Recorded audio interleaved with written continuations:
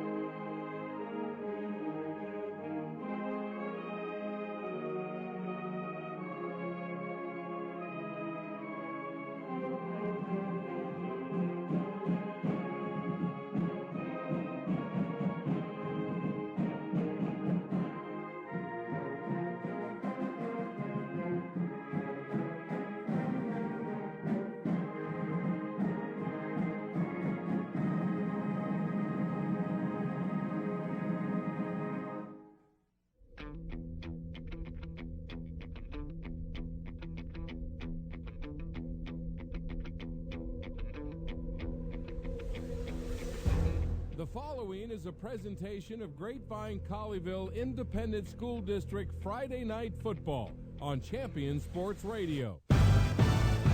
It's the Colleyville Heritage Panthers and the Southlake Carroll Dragons, live from Mustang Panther Stadium in Grapevine, Texas. Now, let's go live to Mustang Panther Stadium and join Doug Branch and Chris Beam. All right, thank you, Steve Dennis. Welcome to Mustang Panther Stadium tonight. It's the Colleyville Heritage Panthers and the Cross Boulevard rival Southlake Carroll Dragons. Alongside Chris Beam, I'm Doug Branch. And Chris, tonight the Panthers come in with a 3-3 record. Of course, we already know about Southlake 7-0 on the season and a top District 7-6A. Yeah, this is going to be a tough game for the Colleyville Heritage Panthers because they are playing the number 3 ranked team in the state of Texas, the Southlake Carroll Dragons. Southlake, of course, we said, comes in with a 7-0 record off of a couple of big wins over Coppell and last week over the Trinity Trojans, and have positioned themselves very strongly to lead District 7-6A. Colleyville 3-3, 2-1 in the district, looking to increase their chances of making the playoffs with a victory over, I'm going to call it the Boulevard Series. Right? Isn't that Highway 26 is Colleyville Boulevard? What do you call that street out there? There's Colleyville Boulevard, right? Northwest Highway, actually. Is it? Is that what it is? Yeah, it's Northwest Highway. I guess it runs northwest. It's northwest. So it goes all the way. Northwest Highway goes all the way to Richland. So, but anyways, one of the things that the Colleyville Heritage Dragons are going to have to do is Colleyville Heritage Dragons. Excuse me, the Colleyville Heritage Panthers are going to have to slay the dragon tonight. There you go, slay the dragon. And they're going to have to stop little Jordan Humphrey, who is the leading rusher for the Carroll Dragons at 136 carries for 960 yards and 16 touchdowns on the year. All right, well, when we roll on with the pregame show here, the Whirly Ball pregame show, we'll hear Coach Darren Allman when we come back on Champion Sports Radio.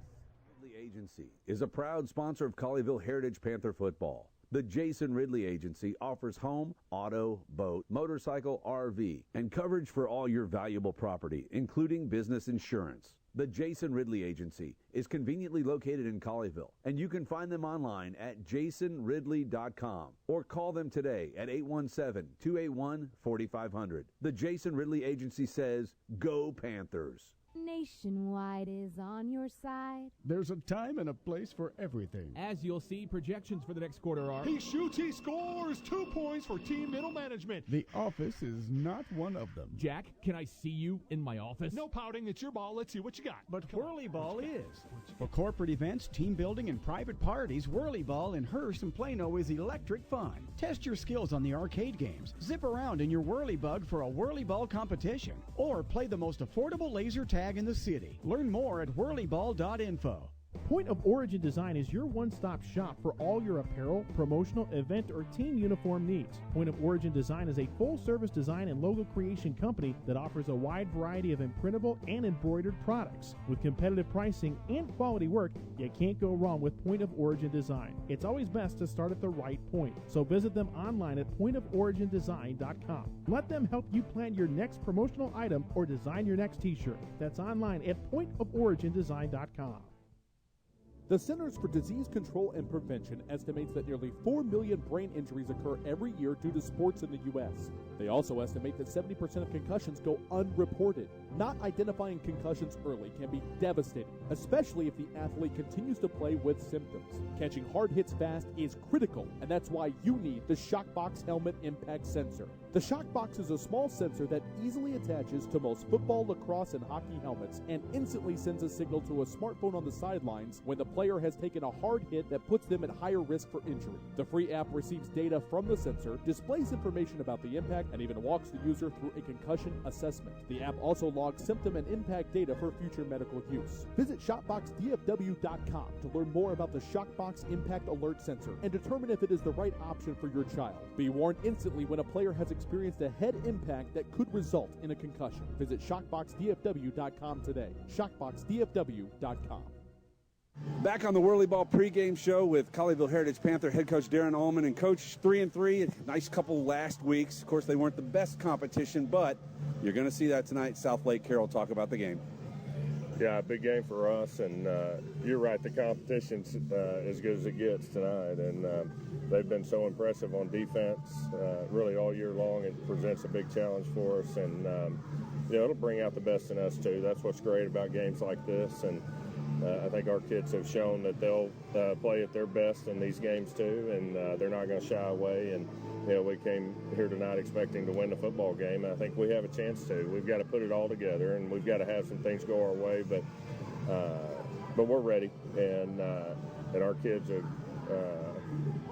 have come here a confident group that keeps on growing. We're not there yet, but we have gotten better over the last few weeks, and I think we can turn it into a game tonight if we get it all together. Whether by design or not, you were able to sit a number of players. That certainly doesn't hurt to have a fresh group of guys to play against this very quick Southlake squad.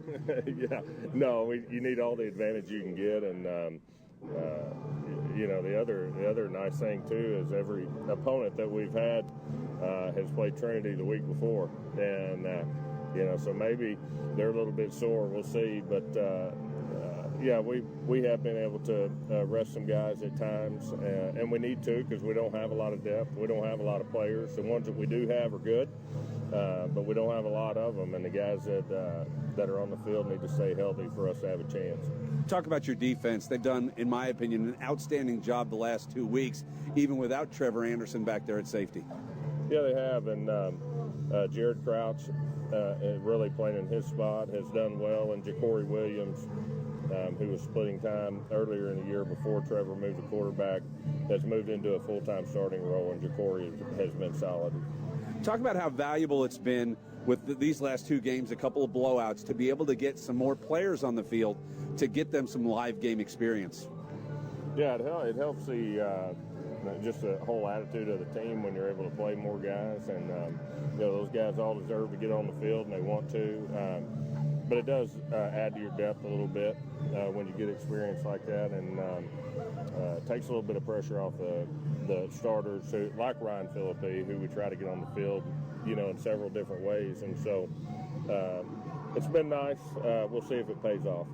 I know Lake Highlands, Clayton Oliver goes down with a wrist injury, and I know he said that he was projecting he could be back for tonight's game. Can you give us an update on that? Well, he's not back for tonight. I think that was wishful thinking on everybody's part, but he's still week to week. We're just having to evaluate how his rehab's going. I think it's down to a point where as they test his injury, if his strength is back fully, then he'll get cleared to go. I think he's out of the pain phase and getting pretty close. I think it's just down now to just getting clearance from the doctor and the rehab specialist and people that feel like he's 100%, and certainly don't want to rush getting him back. And when we do get him back, it's going to take some time for him to work back in. He hadn't practiced in several weeks, and so I think even when he's cleared, it's going to take him at least a week to get back in the groove and become an impact again. You guys have been, I think, really solid offensively in balancing your attack, at least over the last couple of games, both through the air and on the ground. DeMarco Corbin last week, obviously 188 yards in the first half alone. But not only him, Jamari Williams is doing a great job for you. And Trevor Anderson, even when he gets the chance, is able to use his speed. Yeah, Trevor's been able to create some plays, and having a mobile quarterback like that is a weapon that you like to have on offense. DeMarco's been the person we've been able to hang our hat on, and fortunately he's been able to stay healthy. And Jamari's been a pleasant surprise. He's a big play guy for us, and we've got to make sure that he gets his touches. He's a guy that can break if he gets a little bit of room, and so we got to make sure we get him enough touches so that we get him a chance. Kicking game-wise, I know you've made some changes. Obviously, on extra points field goals, there was some collapsing going on the left side, guys getting in, blocking kicks. You've gone to pretty much a standard set now. How has that changed in the confidence of both Max Allen and Holden Lyons, knowing that they just got to get their foot into it? Yeah, they're fine. The other night, the pressure off the left edge was really a technical thing that we had a kid doing, and one of the things that we did over there was just put a bigger body in there. When you put a bigger body out there on the edge, it expands their block team and makes them come a little bit further around a bigger guy. And once we put a bigger guy over there in that wing, it made a difference. So we'll stay with that. The kickers have done good. Max Allen, I think his tempo is a little bit better, getting the ball off the tee quicker, off the hold of Stephen Bodish. And when the ball gets down, the timing for Max has been a little bit better. And our kickoffs have been better with Holden Lyons. And so we'll stay with that mix right now and keep Holden as the kicker for kickoffs, and extra point field goals will be Max. All right, we've covered offense, defense, special teams. Key to the victory tonight. Well, I think it's pretty simple. I think getting the ball into the end zone when you get opportunities against Southlake is a big deal. In the close games that they've had, people have gotten down there close and not gotten in opportune times. And so, in contrary to what we did against Trinity, we got down there 3 times against Trinity and didn't get it in the end zone. We can't do that tonight. It's the same type team. When we get opportunities and get close, we've got to get it in, and we've got to get points. And I think if we can keep it a lower scoring game, I think our opportunity to win the game is better. And to do that, you've got to control the ball a little bit on offense and make first downs and try to limit the snaps that you give them offensively, and I think that'll be the key. Panther head coach Darren Allman here on the Whirly Ball pregame show. We thank you again for stopping by. When we come back, we will visit with the Southlake Carroll head coach Hal Wasson. That's next here on Champion Sports Radio. Jason Ridley Agency is a proud sponsor of Colleyville Heritage Panther football. The Jason Ridley Agency offers home, auto, boat, motorcycle, RV, and coverage for all your valuable property, including business insurance. The Jason Ridley Agency is conveniently located in Colleyville, and you can find them online at jasonridley.com or call them today at 817-281-4500. The Jason Ridley Agency says, go Panthers. Nationwide is on your side. Stay up on all the latest news about the teams you care about and know when your favorite games are on the air thanks to Champion Sports Radio social media. Either follow at Champion Sports on Twitter or like our Facebook page at facebook.com/Champion Sports Radio, and you will know what time your game starts, who was named Player of the Week, or what your school's alumni are doing in college. That's on Twitter at Champion Sports and facebook.com/Champion Sports Radio, your home for championship social media. Are you looking for a way to promote your business or increase exposure? Do you just need more people to know that you're there? Join the Champion Sports Radio team and advertise during these games. In the last 4 years, Champion Sports Radio has broadcast over 600 games to more than 3.5 million listeners. And Champion Sports Radio wants to help you use major high school sports to reach thousands of local fans right in your community.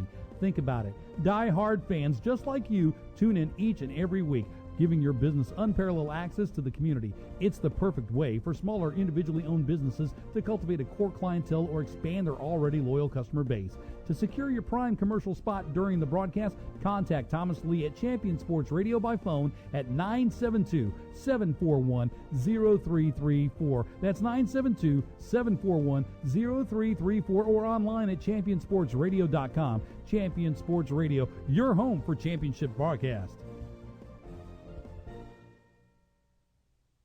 Are you tired of only spending time as a family huddled around the TV? Would you like to enjoy some culture with your loved ones without breaking the bank? Then let me introduce you to the Greater Dallas Youth Orchestra.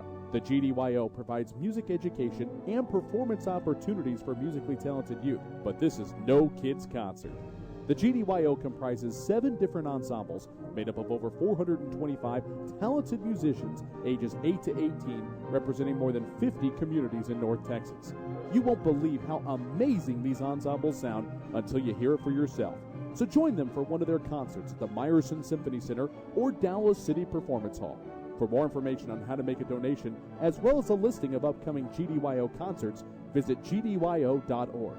And if you know a talented young musician interested in an unbelievable experience, auditions take place in the spring. Connect with the Greater Dallas Youth Orchestra on Facebook, Twitter, LinkedIn, and at gdyo.org. Back on the Whirly Ball pregame show with Southlake Carroll Dragon head coach Hal Wasson. And coach, a 7-0 record on the season. A lot of people would say not a lot to fix over at Southlake because you haven't broke yet. I know any good coach knows that you've got to go week to week. Talk about what you have to do tonight to get the victory over this Colleyville Heritage Panther team. Well, we keep it simple. We got to keep getting better, and we need to get better in all phases. We focus on us, and our football team knows what's at stake here. They know that they've worked extremely hard to get here.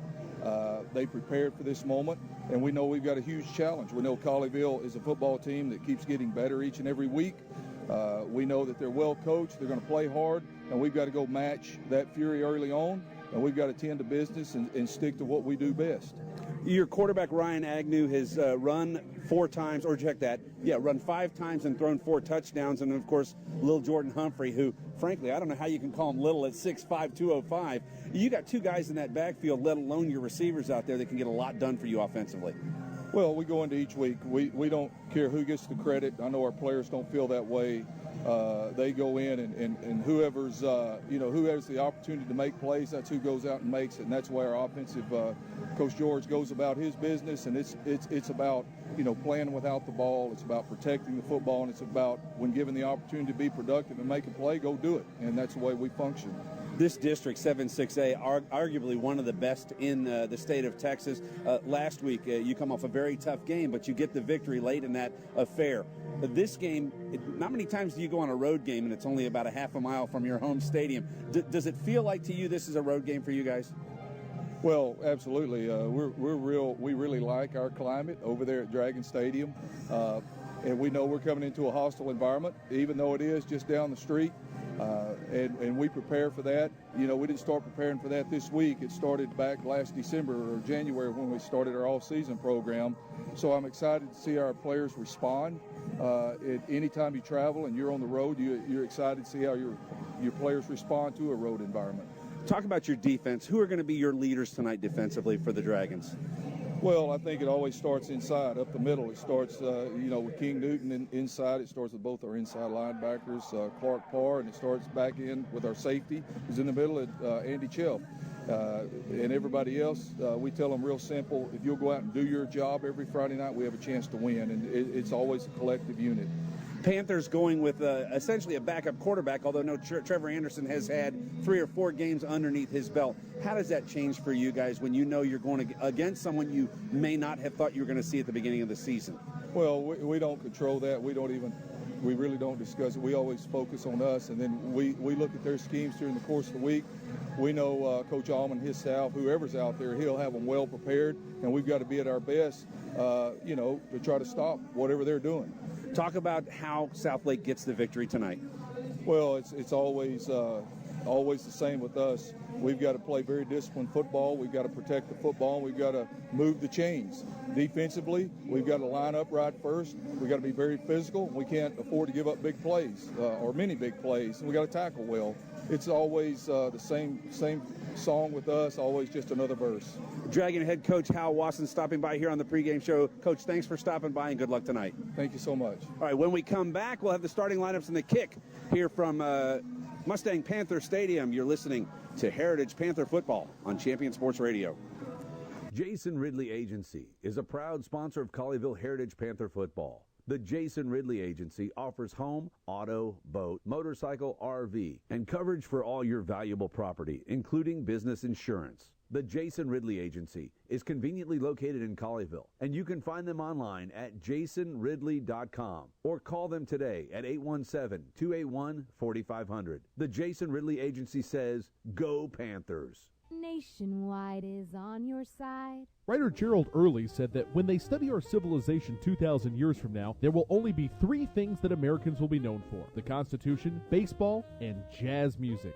GDYO's Jazz Institute provides young musicians in North Texas the opportunity to learn what it means to be a jazz musician through weekly technique classes and combo rehearsals with professional jazz musicians. From the first note to the final round of applause, GDYO Jazz Institute concerts will amaze and delight both hardcore jazz cats and new fans alike. Learn more about the truly original American art form through the GDYO Jazz Institute online at gdyo.org/jazz.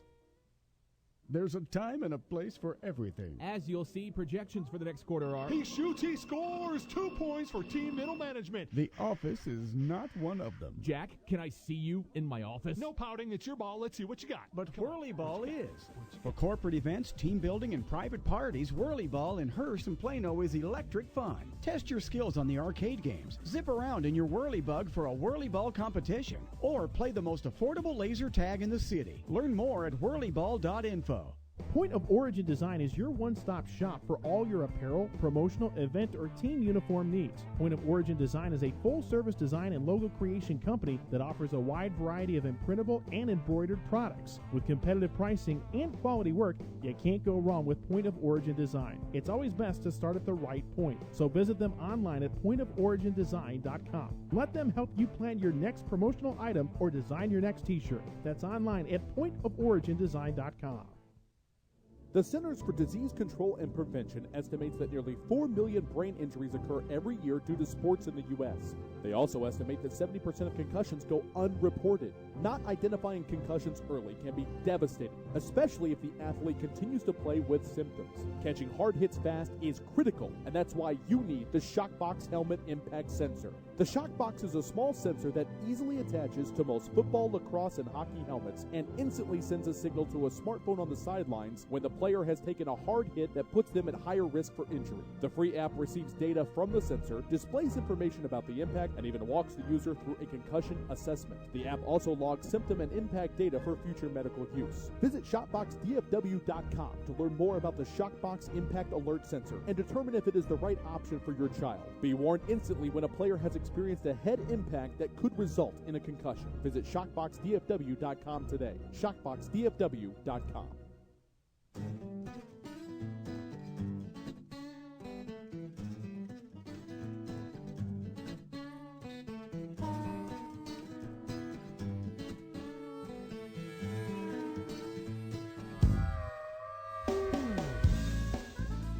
Back at Mustang Panther Stadium alongside Chris Beam, I'm Doug Branch on Champion Sports Radio, and tonight it's the Colleyville Heritage Panthers, not Dragons, and the Southlake Dragons. Chris Beam, sorry, who made me laugh. Let's go ahead and let you know that Colleyville won the toss and elected to receive the ball. They will defend the northwest goal, or check that, northeast goal, as we kind of go north and east here, I think. It kind of mirrors Highway 26, which goes north and east, and south and west, depending on which direction you might be going. Yeah. Anyway, starting lineup offensively for your Colleyville Heritage Panthers at quarterback, it's Trevor Anderson, the 5'11", 183-pound senior. He's run for 138 yards on the season, thrown for 366, contributed 3 touchdowns, 2 on the ground, 1 through the air. He's also got 1 interception. Along the front line, it will be left tackle Nick Walter, 6'1", 250, the junior. Patrick Blassingame, wearing number 68, 6'2", 265, also a junior. A guy who has really done a great job as a sophomore, Jacob Kramer, 6'2", 250. That's the whole left side of the line coming back next year, along with the right guard, Trey Poirier, 6', 230. He is a junior. The only senior they will lose is the right tackle, number 70, Connor McAnally, 6'3", 260, the senior. But also with that, Mason Coffey has also been going in. He's also a sophomore. So you see that the offensive line kind of shape up for next year for the Colleyville Heritage Panthers. Absolutely, and not to put this year in the rear view mirror by any means. No doubt. But you've established a nice front line for next year's team. Your wide receivers tonight, number 8, Jackson Zeladon, the senior. Camden Arnold, 5'11", 175-pound. He's a senior, wearing number 9. Kevin Salinas, wearing number 13, 5'10", 160, who also runs the ball quite often. And tonight is also the backup quarterback to Trevor Anderson, with Clayton Oliver still out with a wrist injury. Yeah, and also we'll see Nico Torres in his original number 86. Usually on the road he wears number 88. Really? 88? He's had 88, 85, now he's 86.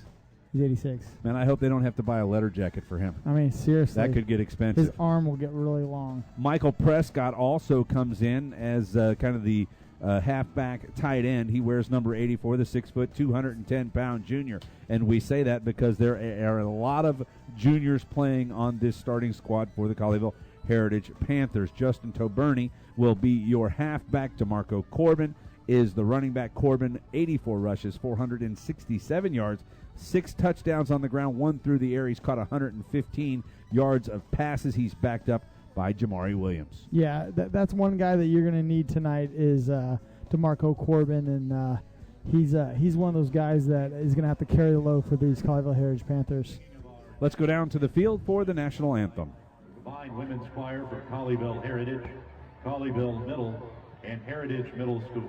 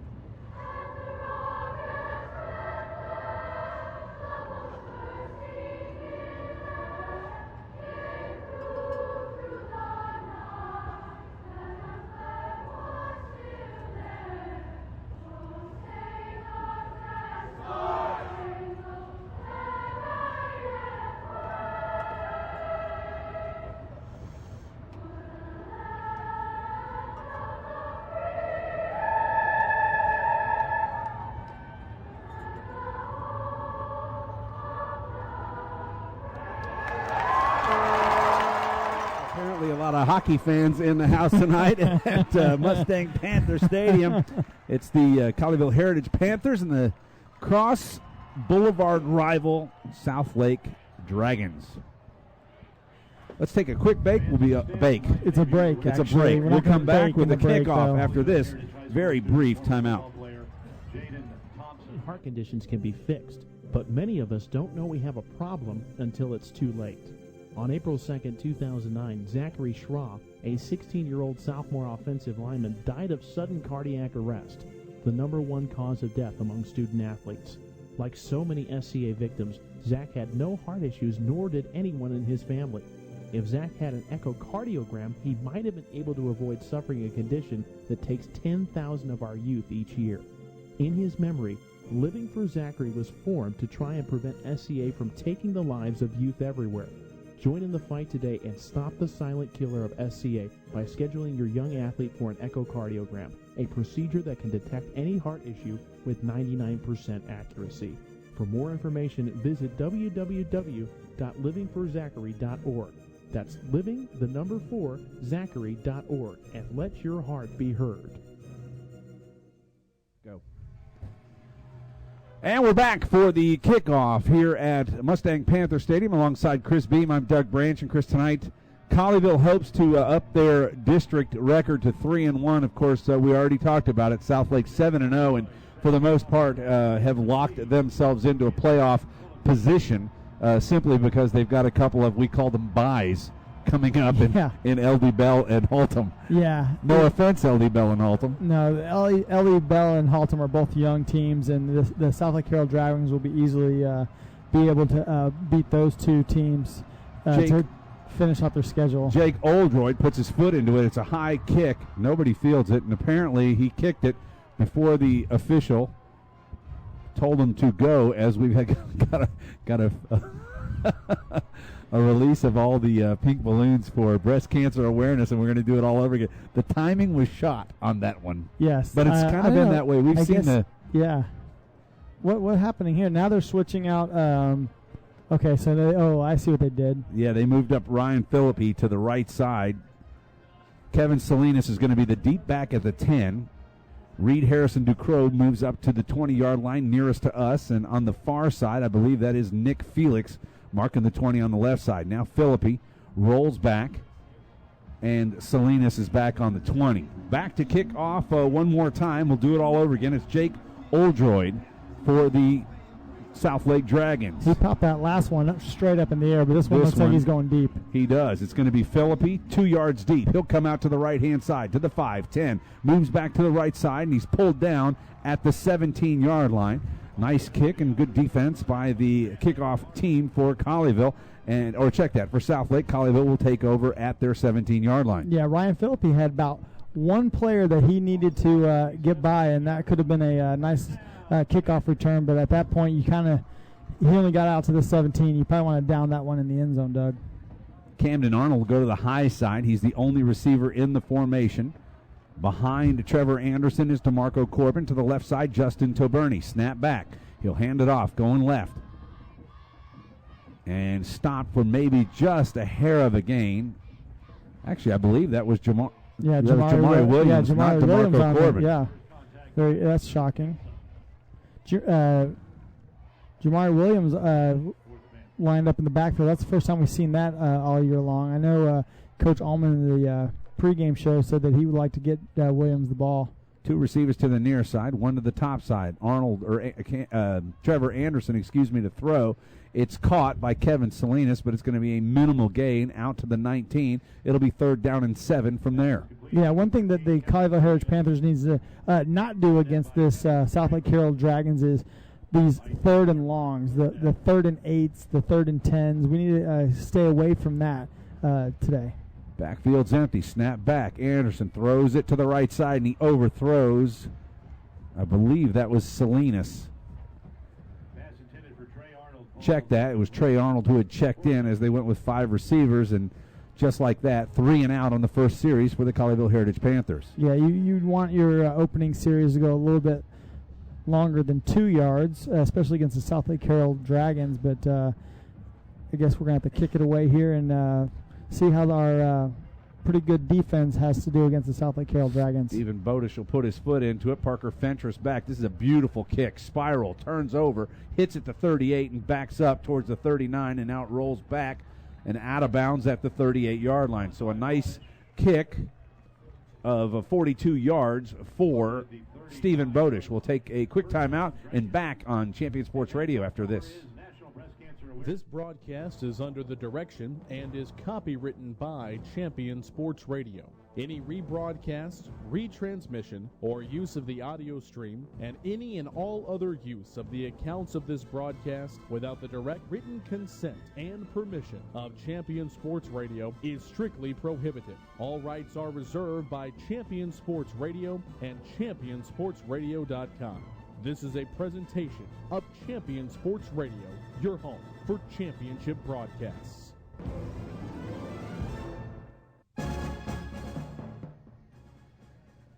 Back in Grapevine, Agnew goes to the right-hand side. Receivers got it, run out of bounds after an 11-yard gain. Nice first play for the Southlake Dragons. They'll line it back up quickly. Hand off inside to Lil Jordan Humphrey, and he will go for 6, maybe 7 yards. They'll call it 6 yards. It'll be 2nd and 4 from there. Southlake already with the initial first down of the game.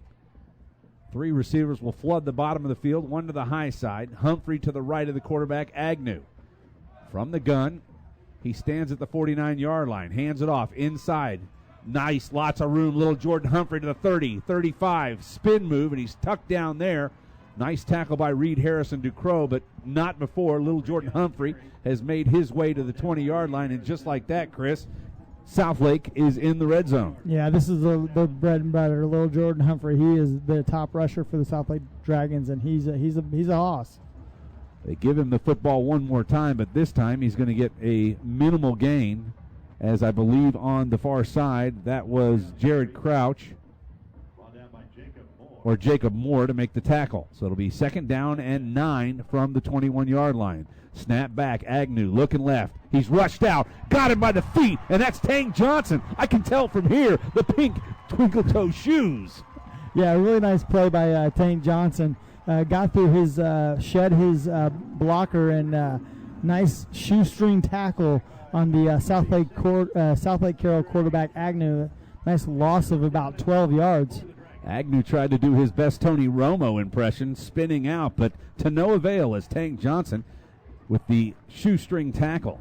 Yeah, the Tony Romo one, you have to come from the opposite side, not right up the middle. Well, whatever. You know what I'm saying. Yeah. 2nd and 26. Ball's marked at the 36. Back to throw, Agnew looking down the middle. He lofts it up. Man wide open at the 10. Caught and then dropped. What a shot from the defender. Is that who I think it was? I think that's Jared Crouch. Jared Crouch put his head in the chest of the receiver, who was frankly wide open. Yeah, really nice play by Jared Crouch, the senior, playing free safety tonight. And, man, that was a really nice hit on that deep ball by Agnew. Clock operator had the down wrong. It is now 4th down and 26, so a field goal is upcoming. Phillippe's going to go back and try to catch this thing if it doesn't make it. Oldroyd will kick it. Ball be spotted at the 43, making a 53-yard attempt. Snap is back. Hold is good. Plenty of leg. No, it's not. It's short. They're going to run it out. And this one's got blocking down the right side to the 30, 35, and knocked out of bounds at the 36-yard line. And that was Ryan Phillippe who brought it back past the line of scrimmage. That was a really nice play by Phillippe. He had to jump up and catch the ball before it went out of the back of the end zone. He catches it, and every time you catch it, where do you head? You always head to your bench because you're assuming the other team is going to start walking to their bench. Right. So you always run towards your bench because that's where the blockers are going to start setting up. Saw a play like that last year in the Auburn-Alabama game that ended up, we all know what the outcome of that was. 8:40 to go in quarter number 1. Colleyville has the ball at the 40-yard line. Anderson snap back, inside handoff to DeMarco Corbin. And Corbin is stacked up at the line of scrimmage, maybe give him a yard or two, and they never do get him down. And I never actually heard a whistle, but they'll mark it at the 41, give him a yard on the carry. It'll be 2nd and 9 from there. 2nd down and 9 for the Panthers. I was just looking at this wasp that's sitting in front of me on the window. Oh, you kept pointing, and I couldn't figure out what it was. I was kind of nervous. Yeah. He's on the inside, by the way. And you thought you didn't have a date tonight. Here's a handoff to Corbin up the middle. He's going to go for 4 more yards than he got the first time. Give him the 46-yard line and a 5-yard gain. That's really tough yards by DeMarco Corbin. Put his head down and ran right through the Apparently that pin didn't bother him. No, it didn't at all. Thanks, Randy. Randy Wesley chiming in. You can't hear him. 3rd and 5. Fake the handoff. Anderson looking left. Hits his man. Got him at the 40. Down to the 35. Pushing forward and down to the 32-yard line. And I believe that's Kevin Salinas. And there's a flag. So you're going to maybe tack 15 more onto that. Unsportsmanlike conduct, I believe, coming up on the Dragons. Yeah, that was a really nice play by Salinas. But Camden Arnold also was trying to help him block downfield. And when he was doing so, the Southlake Carroll Dragon, I believe it was number 17, Joel McLennan, he pushed him, so he'll get an extra 15 on that. That's exactly mark what it off was. 15 yards. That'll put the ball at the 17-yard line. A little extracurricular out there. Well, we'll call it the 18. They set it right on the 18-yard line, but into the red zone for the first time is your Colleyville Heritage Panthers with 7:34 to go in quarter number 1. From the gun, handoff inside Corbin, coming right side. He's got the 10, 5. Oh, and he's shut down right there at the 3-yard line. Would have liked to seen him go airborne. Probably scores from the 3. Yeah, that's a tough play because he had the guy almost draped on his back, and I would want him to protect that ball. Tank Johnson into the game. Let's see if he sets up as a fullback and they try to run one right up the middle. Have not seen him in on offense. Heck, they may give him the football. Williams is in they there. go Jason double Williams to in the there right too. side. I see him. Snap back, direct to Corbin. He's going to score. No. He shut down. He scored. Touchdown from 3 yards out, and the Colleyville Heritage Panthers are on the board with 7:02 to go in quarter number 1. We have not seen that play. That was effective. Yeah, Jason Williams came into the game, so did Tank Johnson, and they basically were a tight end and a kind of a slot, and they sealed off that right side and scored the touchdown. Yeah, and hard for you to say. Hard for me to say. DeMarco Corbin just jumps over them. Direct snap back to DeMarco Corbin. Max Allen will set up for the extra point. Snap is back. Good hold, and it is good. So with 7:02 to go in quarter number 1, shocker. Colleyville Heritage Panthers lead the number 3 ranked team in the state, the Southlake Carroll Dragons, 7-0 back on Champion Sports Radio after this timeout. Jason Ridley Agency is a proud sponsor of Colleyville Heritage Panther football. The Jason Ridley Agency offers home, auto, boat, motorcycle, RV, and coverage for all your valuable property, including business insurance. The Jason Ridley Agency is conveniently located in Colleyville, and you can find them online at jasonridley.com or call them today at 817-281-4500. The Jason Ridley Agency says, Go Panthers! Nationwide is on your side. Back at Mustang Panther Stadium in Grapevine, Texas, where the Colleyville Heritage Panthers are up 7-0 on the visiting Southlake Carroll Dragons. It's a 5-play drive, 151 off the clock, and 60 very quick yards, and a lead for Colleyville. It's kind of I would say I can't get the words out of my mouth tonight, but Tank Johnson gets the sack, puts him in the 3rd and 26, then comes in on the touchdown and helps block for the touchdown run by Corbin. Kind of started the series and ended it. Humphrey and Chelf are back deep for Southlake. Holden Lyons will put the ball into the air from the 40-yard line. Colleyville Heritage Panthers are in their black uniforms, trimmed in white. Southlake, from just across the street, full white uniforms trimmed in green. Lions will set the kickoff team in motion momentarily. Hand is up. Receivers slide back to the 5-yard line. Ball is in the air. It's going left. It looks like this is going to be Chelf from the 6.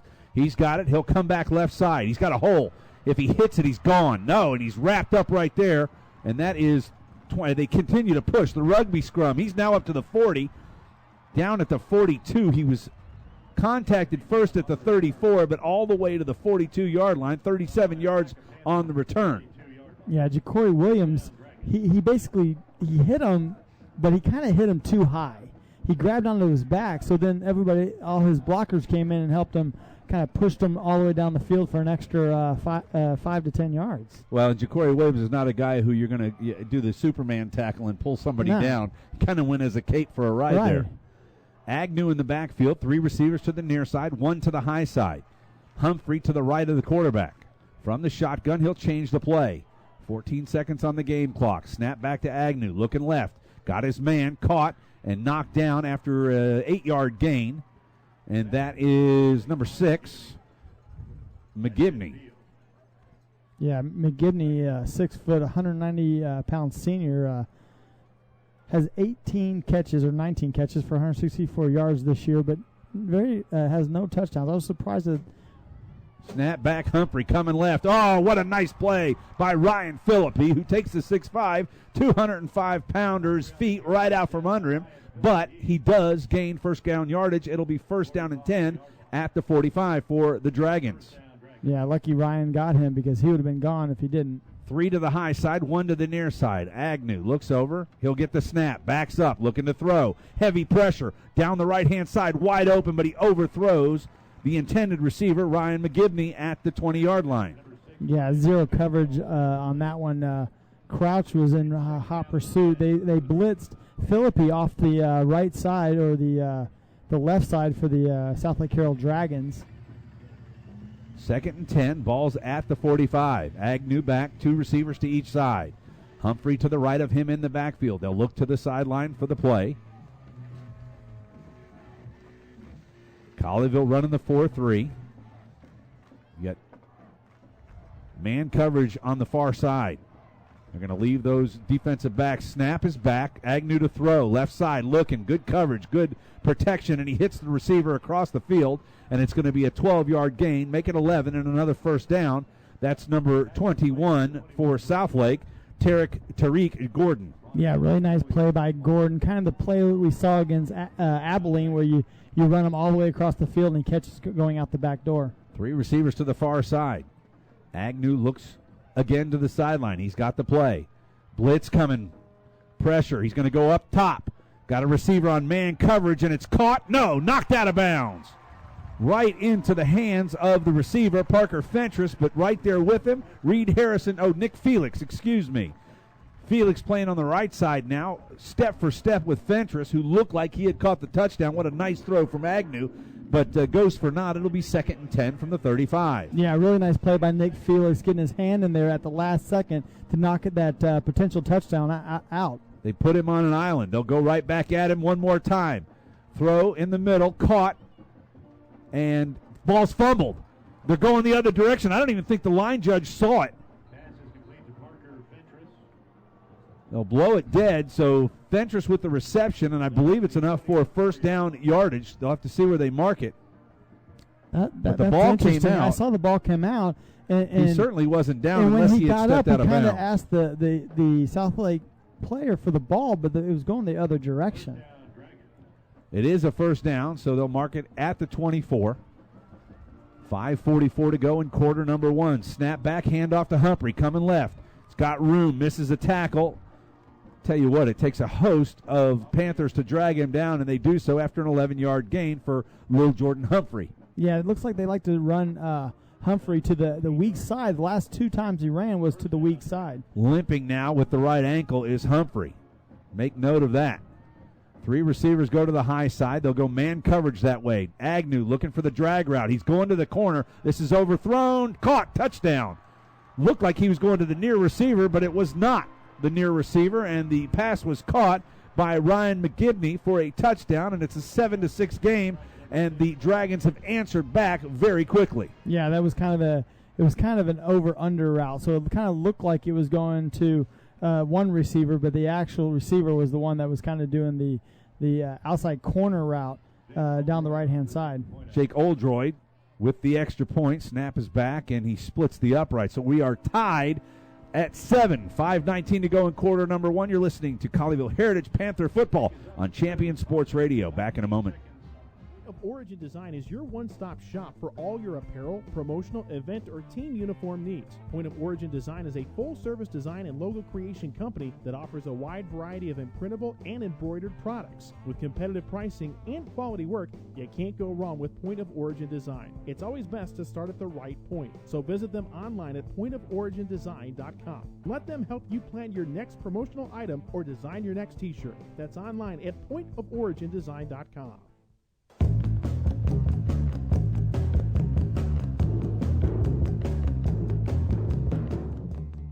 5:19 to go in quarter number 1, and we're knotted at 7 at Mustang Panther Stadium. It's the Colleyville Heritage Panthers and the Southlake Carroll Dragons. Alongside Chris Beam, I'm Doug Branch on Champion Sports Radio. And Chris, so far, both offenses have been next to unstoppable when they've gotten their second possession. Yeah, the Colleyville Heritage Panthers need to keep it up, though, because this is not going to be a 7-7 game for very long, because one of these two teams are going to score, and if you're a Panther fan, you need to see what your offense did the second time, and say keep doing that all game long, and it's going to be hard for the Southlake Carroll Dragons to keep up.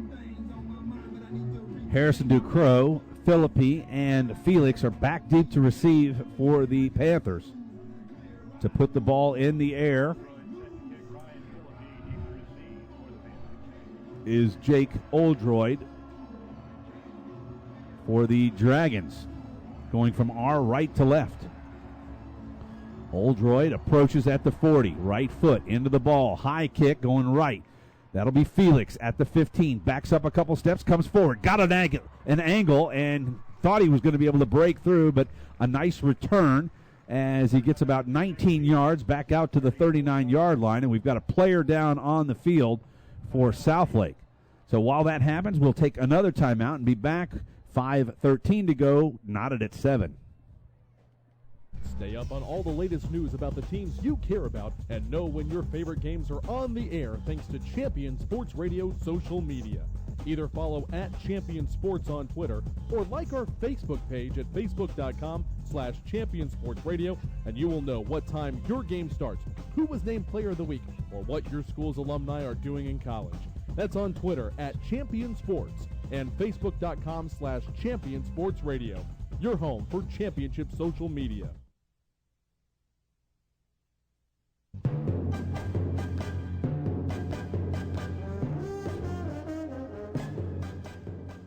Injured player still down on the field for the Southlake Dragons. We do not have a number yet, but 5:13 to go in quarter number 1, and we're tied at 7 as they finally get him up to his feet. Nice hand from the crowd. He looks a little staggered as they walk him off the field. Obi Ebo, he's their left cornerback, so that should be interesting. I wonder if he's out of the Star Wars fan. Oh, that was Obi-Wan Kenobi, wasn't it? Yes. Obi Ebo. Colleyville will send 3 receivers to the near side, 1 to the far side. Empty backfield. Check that. 2 to the top side. Empty backfield for Anderson. Snap back, looking to his right. Caught by Kevin Salinas, and he's going to get 12 yards and another Colleyville Heritage first down out to the 42. Man, really nice play call by the Colleyville Heritage staff. They need to keep this pace up. Keep going. Get these wide receivers open because they're coming open down the field. Check, that's the 45-yard line. Chains are moved regardless.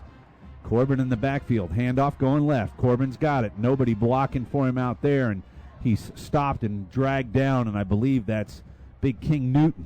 Yeah, Big King Newton, the son of Nate Newton out there. I wonder if his nickname is Fig. No, it's King. King? King Yeah. is his nickname? No, King is his name, and that's his nickname in every name. King Fig Newton. You don't King like that? Newton. Snap back. Throw comes right. Lots of blocking. Salinas has got it to the 50 and down to the 47, almost 46-yard line. Just about 2 yards from the Panther first down. It'll be 3rd and 2 from the 47. Kind of seems like the Colleyville Heritage play calling is kind of same as, get the balls to the outside receivers quick and get them up the field. Kind of what Southlake does to most people. Yeah, I'd love to see the receivers run with a little more authority, though, when they get the ball instead of right-left so much, go north-south instead of east-west. Yeah. Snap back. Anderson's going to take it himself, and this play goes nowhere.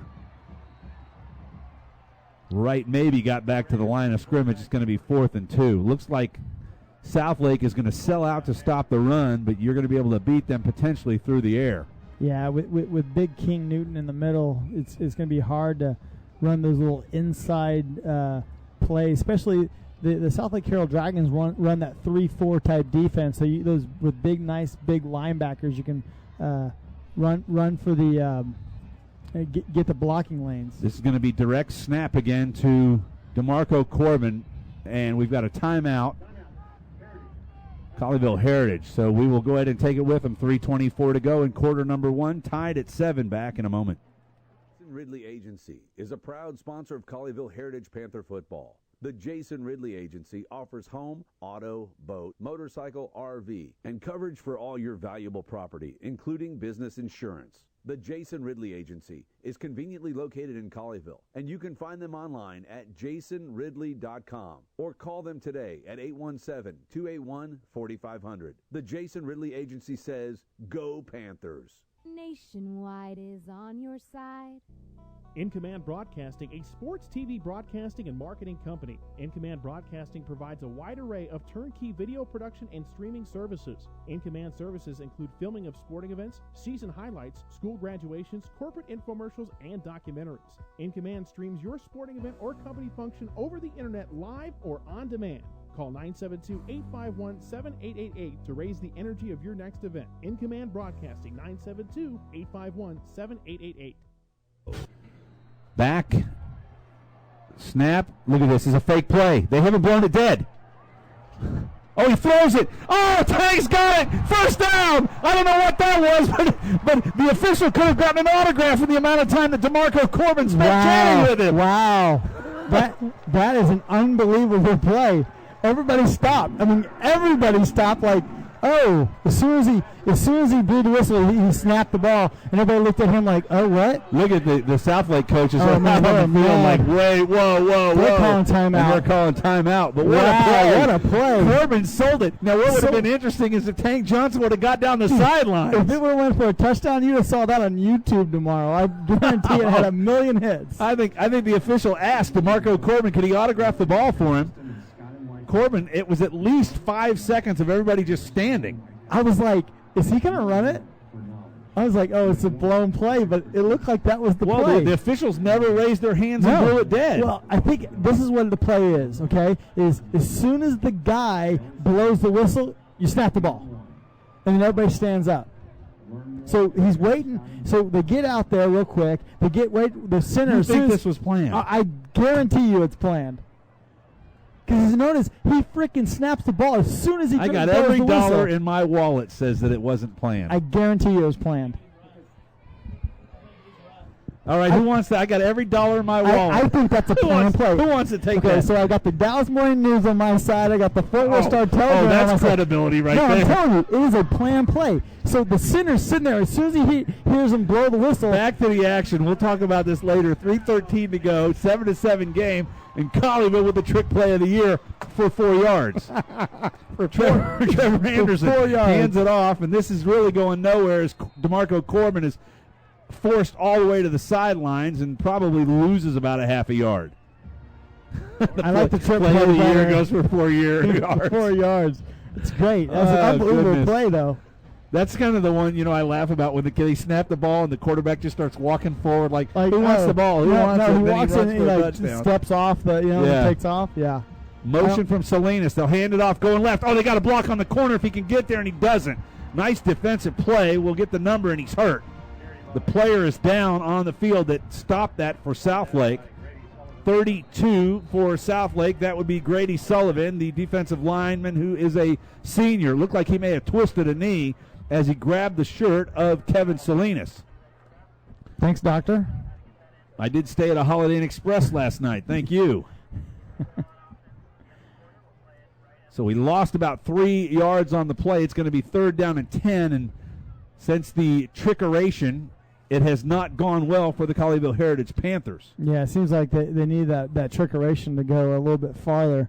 I think I think it was a play just because, like, if you watch Tank, he kind of starts walking towards the sideline and starts taking off a little bit. Hold on, Randy, would you go down to the Colleyville Heritage coaches area and just peek your head in and ask them real quick? No, don't do that during the middle of the game. Maybe at halftime. Why not? No, not at half. Go down and ask them. Was that a called play? We tell them we need to know. The viewer, the listener wants to know. It has to be a called play because the moment, like, if you snap it as soon as the whistle goes. But DeMarco Corbin looked at the official like, aren't you going to blow this dead? I mean, he was looking back like, aren't you going to blow this dead? And then the official's like, no, you got to play. And he's like, oh, dang. All right, back to the action. Apparently the player was okay. I did not see a stretcher. Snap back. Anderson looking to his right. Nobody there. He's got lots of room on the right side. He's going to let it go deep down the field, and he overthrows Kevin Salinas. And we've seen, and here's a flag. This may be a roughing the passer and an automatic first down.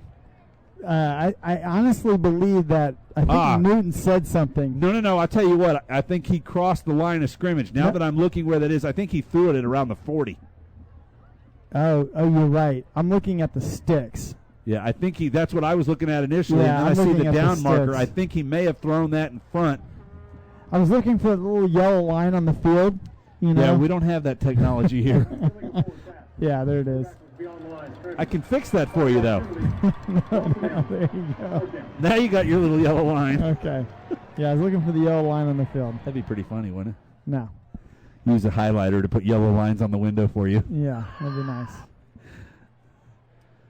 So it's 4th down, and they're going to go for it. 4th and 18. Ball's at the 48. Now they'll back up into a quick kick position. And the left foot, nice kick. Nice kick. If this sits down, it's got two big hops, and it's going to be down right around the 2-yard line. Nice job. Kevin Salinas is down there. Who else is that? Is that Jacob Moore, number 35? Camden Arnold, number 9. And Camden Arnold. So a nice job. Arnold came up with the ball. Really nice job by the special teams, or the quick kick by the Colleyville Heritage offense.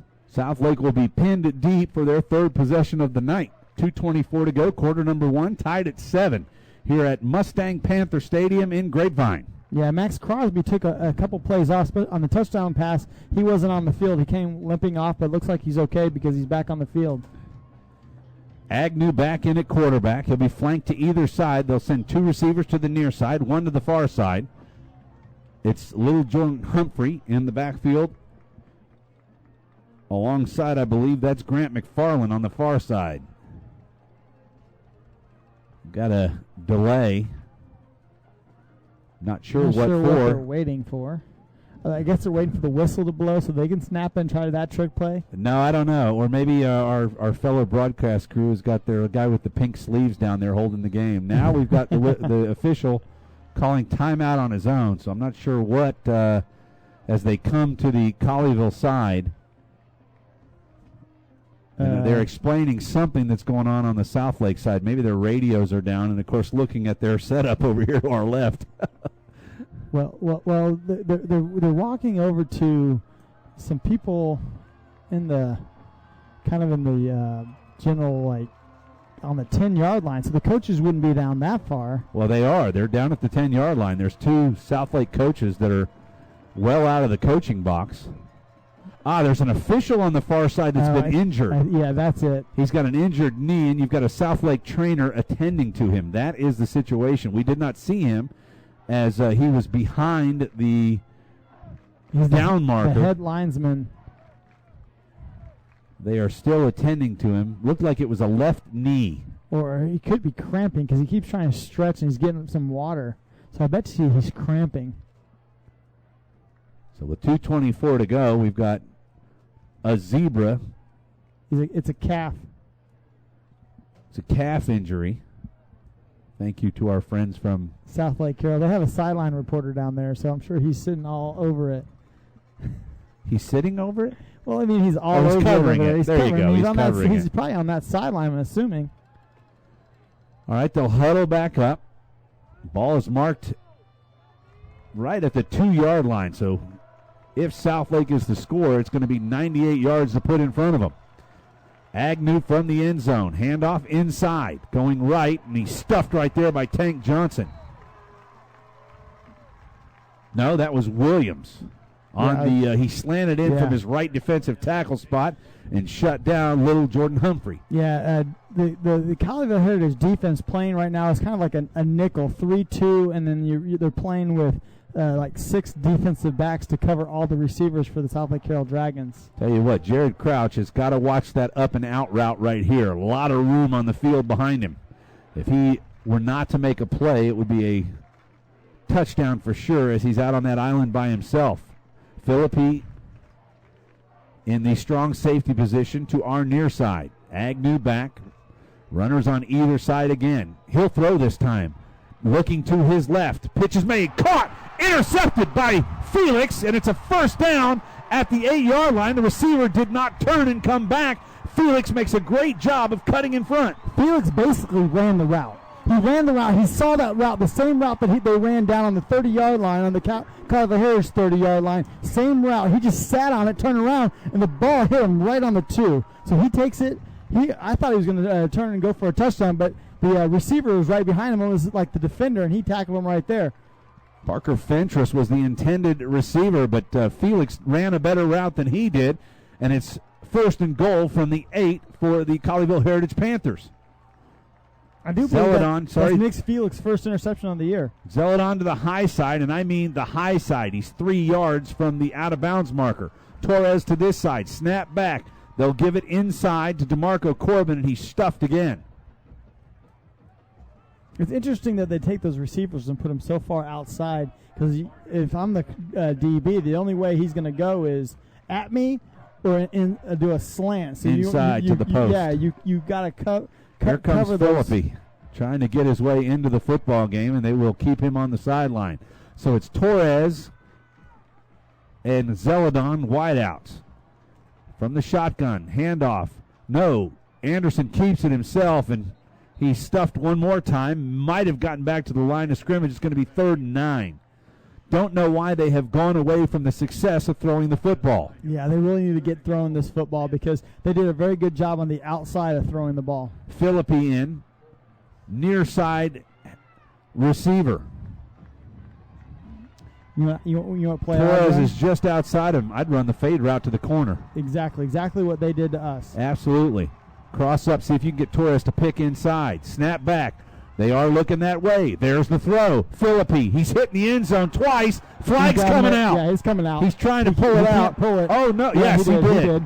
I say I didn't see it come out, but there's a flag. That'll get it down to, I believe, the 3-yard line is where they will spot it. Yeah, if it's in the end zone, they put it on the 3. So that'll give a new set of downs to the Colleyville Heritage Panthers. And guess what play they're going to run right here? It's Jumbo. It's the jumbo set. So it'll be the DeMarco. One thing I like about Darren Allman and his staff is every time it's another game, we always see a different formation. He saves formations for different games. He doesn't use them all up. 18 seconds to go in the first quarter. Knotted at 7, and Colleyville sitting on the doorstep at the 3-yard line. We've got a jumbo backfield, and I'm talking about a bunch of jumboing. Right up the middle, blocks, and boy, he may have got in anyway. DeMarco Corbin, if he's not in, touchdown! They run again, and Southlake can't stop it. From 3 yards out, DeMarco Corbin with his 2nd touchdown of the game. Yeah, give it to the Jason Williams and Tank Johnson with the blocking. Right up the middle, and DeMarco Corbin just follows his 2 brother-in-law right into the end zone. Max Allen will try to tack on to the 6-point lead. Bodish to hold. Snap is good. Ball down, up, and it's a 7-point lead with 11 seconds to go here in quarter number 1. And around the state, people have got to be going, wow, what's going on in Grapevine? Yeah, really nice really nice job by the enthusiasm and the emotion of the Colleyville Heritage bench area and the offense. I mean, this isn't a very emotional game, and sometimes emotion can drive. Well, and you give this offense the confidence that they've shown here in quarter number 1, and I believe Southlake is going to get all they want out of this Colleyville Heritage Panther football team. Defense has played spectacular so far. Offense has been almost as good. A certainly very good game plan for short yardage from head coach Darren Allman. That was a 5-play drive, 1 minute and 21 seconds, and 9 yards. So that contrasts the 5-play minute and 51-yard drive that went 60 yards, but both drives come up with 7 points, and Colleyville leads it 14-7. Yeah, one thing you got to do also, when you get at the 9-yard line, you kind of want to run the clock down a little bit. They did okay. I mean, from the 9-yard line, you put a minute and 20 seconds down, but that was a good play by Ryan Philippi to come in and get the pass interference call on the corner route. Well, I wasn't sure they were going to call it. He reached in his back pocket twice. Philippi got hit twice on the same route. He was. I thought he was grabbing for his beanbag. He probably grabbed for his beanbag and said, "Wrong one. Grab the other side." He needs to throw it. He kind of just dropped it. You couldn't even see it. Well, it was not until the Southlake defender threw up his hands like, how can you call that I was sure that it was a flag. Yeah. The yellow-colored hanky hit the ground. 14-7. Colleyville leads Southlake, the number 3 team in the state of Texas. And they sit atop District 7 6A right now, tied with Coppell. Actually, they're not tied. They should be ahead. They beat Coppell and Trinity both. Kick comes back, fielded at the 15, now pulled down and hit at the 20 and roughed up there. Andy Chelf on the return. And it's getting a little chippy on both sides. Number 4. Who do you got 4 on your... Parker Fentress is number 4. No, for the Colleyville Heritage. Oh, for Colleyville Heritage, I've got Neil Bohannon. That's a good play by him because he ran all the way down and he almost tackled him on the 10-yard line, and he got up, came back, and also helped out on the tackle. And when you're the receiver, usually last time he drug him about 10 yards and he stopped that. 2 receivers to each side. Agnew in the gun. He'll take the snap, hand it off inside. Humphrey caught from behind by Max Crosby and pulled down. Will give him 4 yards, and that ends quarter number 1. From Mustang Panther Stadium, it's Colleyville 14, Southlake 7 on Champion Sports Radio. Back after this timeout. Writer Gerald Early said that when they study our civilization 2,000 years from now, there will only be 3 things that Americans will be known for: the Constitution, baseball, and jazz music. GDYO's Jazz Institute provides young musicians in North Texas the opportunity to learn what it means to be a jazz musician through weekly technique classes and combo rehearsals with professional jazz musicians. From the first note to the final round of applause, GDYO Jazz Institute concerts will amaze and delight both hardcore jazz cats and new fans alike. Learn more about the truly original American art form through the GDYO Jazz Institute, online at gdyo.org/jazz.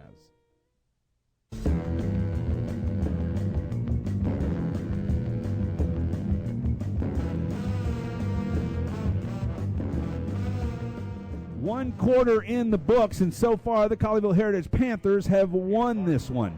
3 more to go. Need to continue to win those if they're going to get out with the victory and give Coach Darren Allman his 4th victory on the season with the Colleyville Heritage Panthers. Alongside Chris Beam, I'm Doug Branch, live from Mustang Panther Stadium in Grapevine. Pretty much not necessarily what we expected, but what an exciting first quarter. Well, I kind of thought that the Colleyville Heritage Panther offense, they've been coming around the last couple of weeks, especially last week against Bell. I mean, I know it was against Bell, but, I mean, they've been coming around since the Trinity game. So, not really a big surprise. It's just a matter if the defense could get more stops than the Colleyville offense can get scores. Coming up at halftime, it's the Jason Ridley Agency halftime show. We'll give you all the stats and scores from around the area. Lots of important games, one of them down at Pennington Field. It's Coppell and Trinity. Snap back, Agnew looking left, got a man, pick, going to the house. Nice pick by Reed Harrison. No, that's Felix. Touchdown, Colleyville. He sits on the route one more time, and Agnew is picked, and it's taken to the house. Colleyville leads by 13. Nick Felix with his 2nd interception of the game, and it's exactly the same route both times. Just sat on him.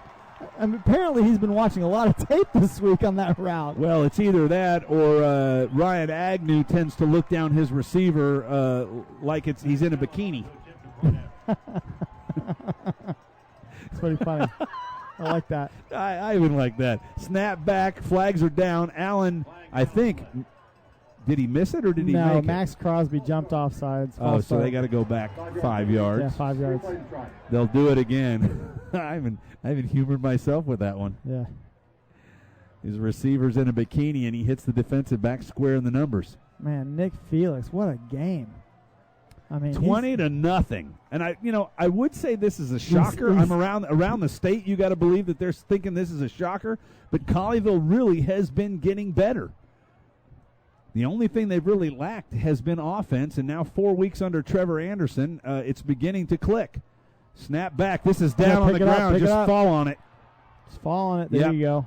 So bad snap. That cost them the extra point, but Colleyville leads at 20-7 with 11:49 to go in the first half. We want to quickly mention that the Colleyville Heritage Panthers are on Champion Sports Radio. This broadcast of Grapevine-Colleyville Independent School District is sponsored by the Jason Ridley Agency, a full-service insurance agency providing high-quality products, exemplary customer service, and a positive claim experience for every member.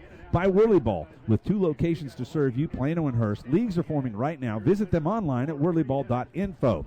In Command Broadcasting, a sports TV broadcasting and marketing company. Call 972-851-7888 or online at incommandbroadcasting.com. Also, Point of Origin Design, a full-service design and logo creation company that offers a wide variety of imprintable and embroidered products. Online at pointoforigindesign.com.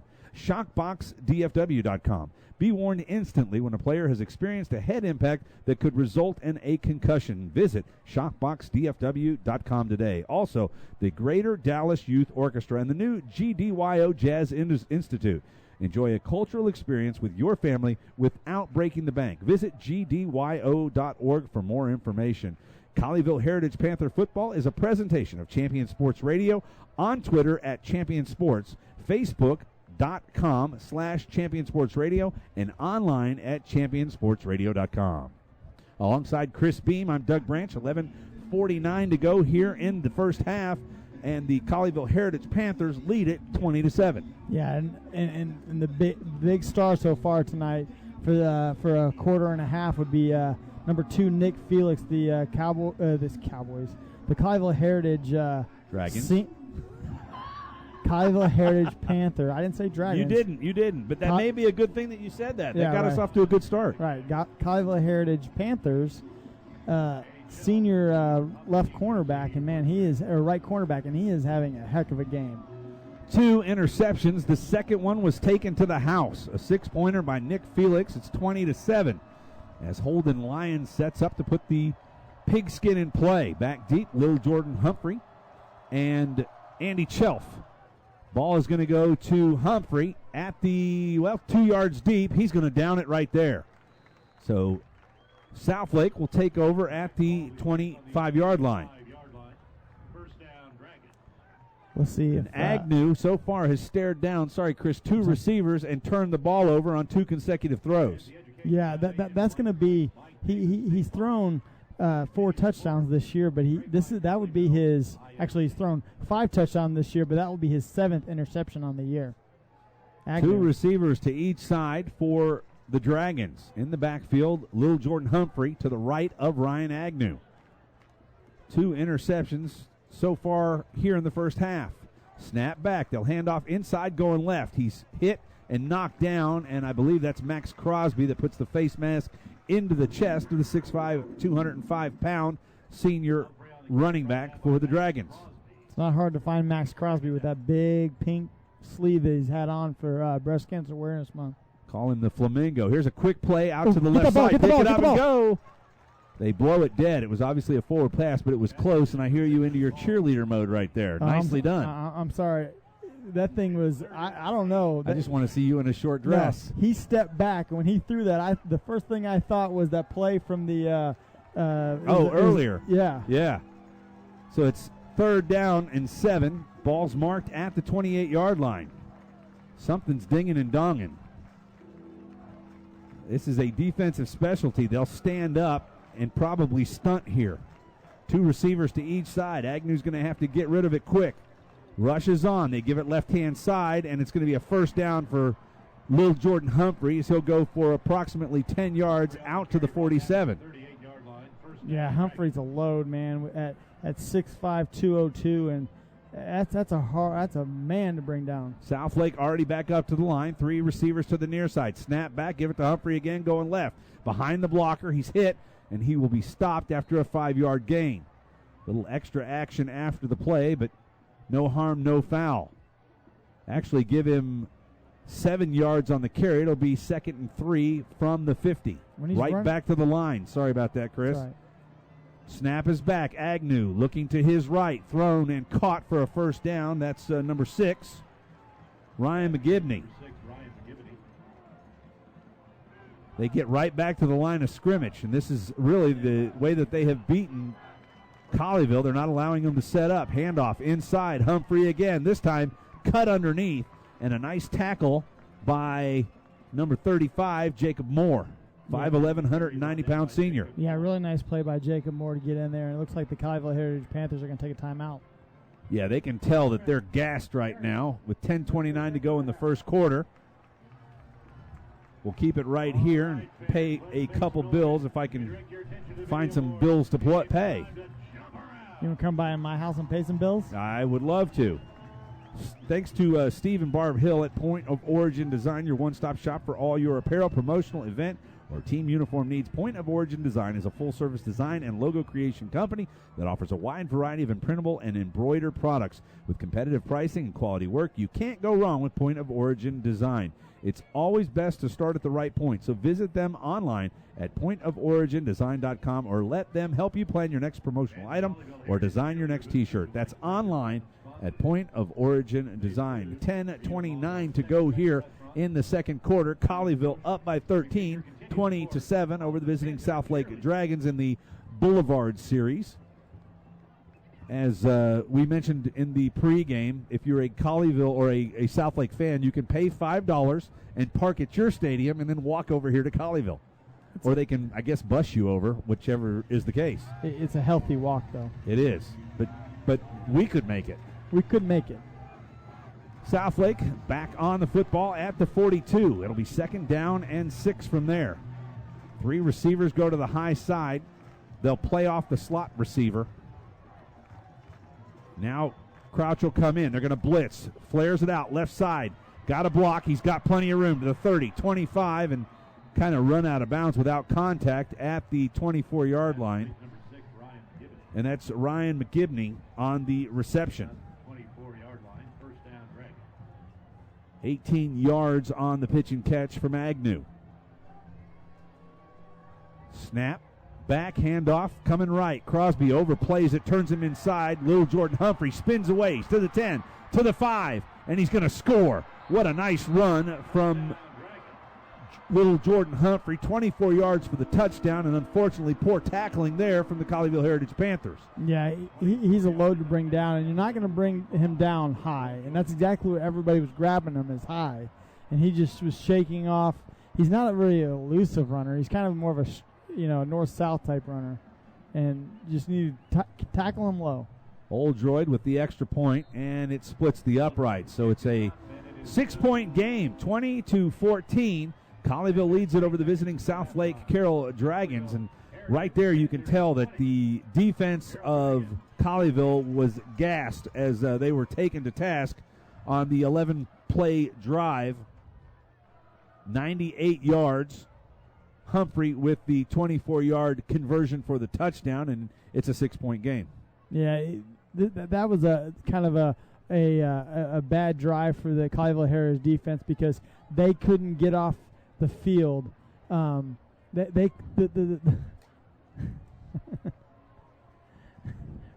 on, give Randy a break. Hey, I'm looking for the scoring son of it. He gives me the rushes. I know, it's true. I was thinking to myself, did they just... Thank you, Randy. Thanks, Appreciate Randy. it there, buddy. Thanks, the wheels have come off. Yes. I was like, I didn't think they started on the 2-yard line. Yeah, 98. Yeah. I'm looking at that going, okay, it says 11 rushes. Yeah, it's all a right. 75-yard drive. Hey, whatever the case is, they scored. It's a 6-point game. You're going to have fun when you listen to our broadcast. I don't care. Because we have fun. Back deep, Ryan Philippi, along with Kevin Salinas, and the guy tonight who's had a career game, Nick Felix. They'll stand at the 15-yard line, respectively. Does Felix have a kickoff return in him for a touchdown? Oldroyd will put it in play from the 40. High, short kick. Probably ought to call for it there. It's caught. Fair caught. And that's Reed Harrison Ducrow at the 28-yard line, so that's where the offense will put it back into play. Cerebral play by Harrison Ducrow right there. Actually, that'd be kind of funny if he wouldn't have called for the fair catch and just stood there and then take off running, and everybody's that same, not paying attention play again. Or they need to do is they need to do the play the Rams did. Think that'll work on a throw kickoff? it across. Probably, you never Not know. a throw across. Remember the one this past weekend where the guy punts it? Oh, and the other guy runs over. Yeah, gets it and runs it back. Yeah. I can only see that work in the pros. Receiver to either side, snap back, handoff inside to Marco Corbin, and he'll fall forward for close to a 3-yard gain. Ball was spotted at the 29, now at the 32. It'll be second down, and we'll call it 7. DeMarco Corbin does a really good job of getting north-south quick. You know, when he gets that ball, he punches it up there pretty quick. Well, with the success they've had of that jumbo play, I'm not sure why you just wouldn't run that every time. Anderson to throw, and he's going to go down. There's the first sack of the game, and that is Big King Newton. Just did not get the ball, or did not get the block on Newton quick enough, and Trevor Anderson goes down, loss of 7 yards, back to the 25. It'll be 3rd and 15 from that position. Yeah, Big King Newton looked like he was shot out of a cannon. Looked like no one wanted to block him, and that's one guy I would probably block for the Carroll Dragons. Yeah, I would think so. 3 receivers to the near side, 1 to the high side. Here's a flare out to Corbin. He's got a little bit of room, runs over a defender and gets the ball out to the 34-yard line, but it's going to be 4th and 6. Make it 4th and 5, and I believe Darren Allman is going to punt the football. Yeah. Although the punt team has not made it on. Stephen Bodish is working his way out there now, so they will punt. Yeah, you definitely want to punt, especially on your own 34-yard line. You don't want to risk it, especially the way that little Humphrey's running it. Fentress. Little Jordan. Yeah, Parker Fentress back deep. Snap back. Bodish gets his right foot into it. This is another decent kick. Fielded at the fair caught at the 26-yard line. So the Southlake Dragons will take over from there, and Colleyville's got to try and find a way to slow down this offense, because when Southlake has been in their quick offense, they have been hard to stop. 8:25 to go in the first half, and Colleyville Heritage Panthers lead by 6, 2014 over Southlake.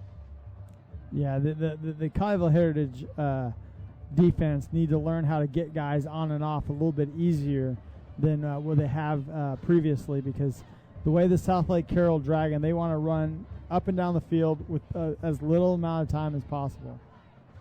Agnew in the shotgun, snap back, looking to throw, looking left. Now he'll come back to the right, spins out. Got a little room. He's going to be wrapped up, I believe, after about a 3-yard gain, but he turns a negative into a positive, and it'll be 2nd down and 7, balls at the 30-yard line. Yeah, he got to be careful, because when he was scrambling, I thought they were going to get some of those defensive linemen that were downfield kind of catch back up with you, and that's when the swatting the ball comes out. Handoff going left is Humphrey. He's tackled there after, we'll call it a 2-yard gain as he falls forward. And, of course, when you're 6'5", if you get to the line and just fall forward, you're going to gain 2 yards. Yeah, Max Crosby got him around the ankles on that one. Those are two big guys going against each other tonight. Quickly back to the line. 3 receivers to the near side, 1 to the top side. Humphrey to the left of the quarterback, Agnew, who looks to the sideline to get the call. 17 seconds left in the game clock. 7:31 to go in the quarter. From the gun. Snap is back. Handoff inside, coming right. Humphrey's got a little room. He's cut down there on a nice tackle, and I believe that's Ja'Cory Williams, and it is. Yeah, Ja'Cory Williams, way to put your head in there. I mean, he came in there and got him right around the ankles, and it looks like it's going to be a first down for the Southlake Carroll Dragons. It was right on the stick. Thought they were going to have to measure it, but the officials decided that it was enough for a Southlake first down. 7:12 to go here in quarter number 1. Southlake approaching the 40-yard line. They'll spot it at the 37. 3 receivers to the high side. Looking left to throw is Agnew. He's going deep down the middle. He's got a receiver breaking open, and he ran away from it. Should have had it. Actually overran it a little bit. I believe that's Tariq Gordon. Yeah, Tariq Gordon overran it and had to kind of slow up for it, and he should have caught that ball. Boy, he hit him right in the hands. Southlake receivers have not done any favors so far for their quarterback, Ryan Agnew. And here they go right back to work. Boy, I tell you, just barely got to the line. Here's a flare out, left-hand side. There's a block in the back and a great play. Guess who? Nick Felix. Oh, no, that was Ja'Cory Williams over there. Ja'Cory Williams, yeah. Ja'Cory Williams had to run all the way down the field, and then they just throw that little screen pass, the wide receiver bubble screen out, and he in on the tackle. Really nice play by Ja'Cory Williams. 3rd and 11, giving Colleyville a chance to get a breather right here as they look to the side. Southlake has 2 receivers to the high side, 2 to the near side. Agnew calls the play. Humphrey in the backfield to his right. Snap back, he'll throw. Looking downfield, got a man breaking open. Now he's going to run for it. Coming to this side. He breaks back, and he's going to be close to a first down. I believe he's about a yard short. Maybe a little more than a yard short, but you got to believe that Hal Wasson is going to roll the dice here with 6:05 to go in the first half. Yeah, it looks like he's going to do a quick. He's going right quick. Then you get up on these full guys. Blitz right here. You got to get up on off to Humphrey, and he didn't does get it. not He get didn't- it. No, he fell He forward. fell forward. Got the first Dang down. I thought Jason Williams had him in the backfield, but he slipped Williams out somehow. trying to get off the field. I guess somebody was on for him. Count real quick. 2, 4, 6, 8, 10, 11 defenders. So 1 on, 1 off. Hopefully. Agnew up under center. Now he backs off to the shotgun. 2 receivers to each side. Snap back. Humphrey up the middle. Running right behind the big lineman who doesn't have anybody to block. I'm not sure where the defender went. But he's across midfield and into Panther territory. Chase Stanford is who he lines up behind and runs right behind him. Kind of put his hand on his back and just let him lead the way. Absolutely. He's getting 5 yards at least to carry. Agnew, snap, handoff going left this time. Little Jordan Humphrey, he's going to have another first down or very close to it. Looks like the far side official has marked him just short of the line to gain. Yeah, Clock continues to run, 4:59 to go in the quarter. They have a heck of a pace here at Southlake. You got to be fit to get these guys off the field. I mean, this is a heck of a pace. Humphrey's off now. Snap back, and we've got movement. I believe that's going to back Southlake up 5 yards. They ring it up on number 63, Anton Izard. Says he is the backup center. I'm not sure if that's his brother. No, he's the left guard. He's the left excuse guard me, and backup center. Yes. So it'll be 3rd down and 6. And a big play is needed here for the Colleyville Heritage Panthers with 4:34 to go in the first half. 2 receivers. Blitz coming. Ja'Cory Williams. He overruns the play. Coming to the right. Got room. Runs out of a tackle. And Reed Harrison Ducrow is able to shoe tackle the running back, DeAndre Wiltshire. Unfortunately, right there, Ja'Cory Williams ran himself right out of the play by blitzing. Yeah, Wilshire hasn't had a lot of carries this year, but Wilshire going left. Got room to the 20, to the 15, and a block. He will be down at the 1 yard line, just short of the touchdown. I'll tell you what, depth at defense, Coach Darren Allman talked about it in the pregame show, is hurting Colleyville right now as these guys are gassed. Did not help to have a quick in and out on the offensive side. Humphrey back in. You got to bet he's going to see the football up the middle. He's got it. He jumps, and he's not going to get there. Touchdown. He does get there. We're tied at 20. Extra point to come from Southlake. Yeah, that drive right there hurts because they almost had him off the field on 4th down, and it was a slip tackle on little Jordan Humphrey, and they would have stopped him, and he picks up the yard he needed, and then they bring in Wilshire. Wilshire picks up 2 quick, big plays for the Southlake Carroll Dragons, and then little Jordan Humphrey finishes it off. And just like that, with 3:55 to go, Southlake has stormed back and taken a 1-point lead, 21-20 here in the first half. The scoring summary, nope, not scoring summary. Apparently we're not getting those anymore. It looks like Humphrey had 17 attempts, or has 17 rushes for 116 yards. That's 6.8 yards per carry. All you got to do is give them the ball every other play, and they got a first down. Jeez, I mean that's big for the Southlake Carroll Dragons when you have a guy that big and running the ball that hard. Tell you what's bigger is Colleyville needs to at least take this to the house on this possession. A 3-and-out would be very tough, as I think that defense is still gassed right now. Yeah, you need to get your offense on the field, have like a nice little 3-minute drive, maybe 4-minute drive. That may be pushing it a little bit for 4 minutes, but have a nice little drive and give that defense a little bit of a rest, because you can tell right here on the bench down here that they are gassed.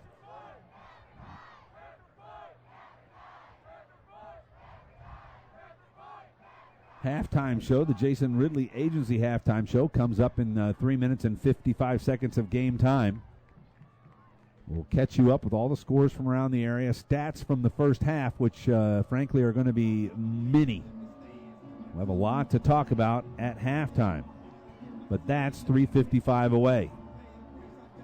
Oldroyd tees it up at the 40-yard line. Dragons going from our left to our right now, back deep. It's Philippi, Felix, and Salinas. Last time this went to Harrison Ducrow at the 29-yard line. Watch for the kick again.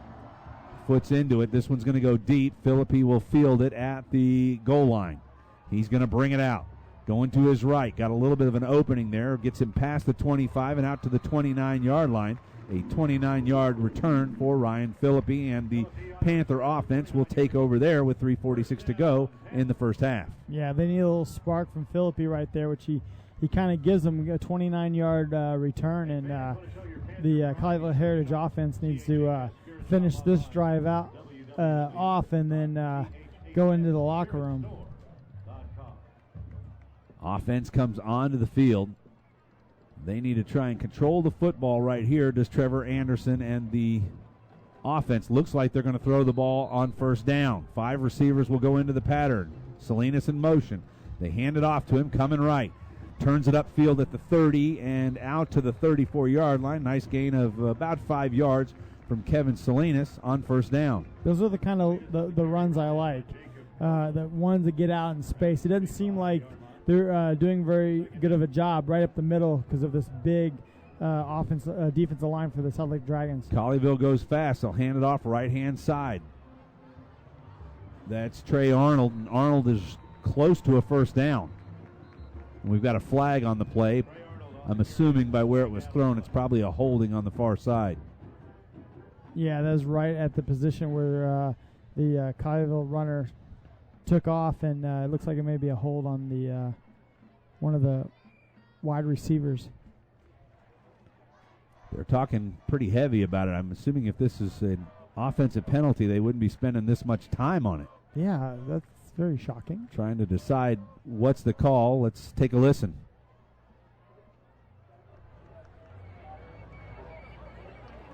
Here's the call. Personal foul. Face mask.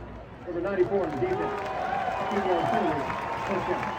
So that's going to be a 15-yard personal foul on number 94 of the defense. 94 would be Joseph Paulson, the 6'4", 230-pound senior, who's got 30 tackles and 12 sacks. Or check that, 30 tackles and 3 sacks on the season for the Dragons. Are those stats right? Those are right. Okay, yes. Good. You're fine. Here comes Anderson to the 40, 45, cuts up into the center and down to the 30-yard line is Trevor Anderson.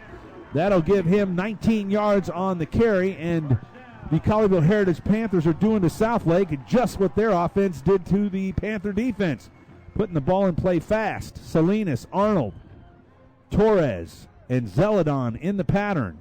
Corbin in the backfield.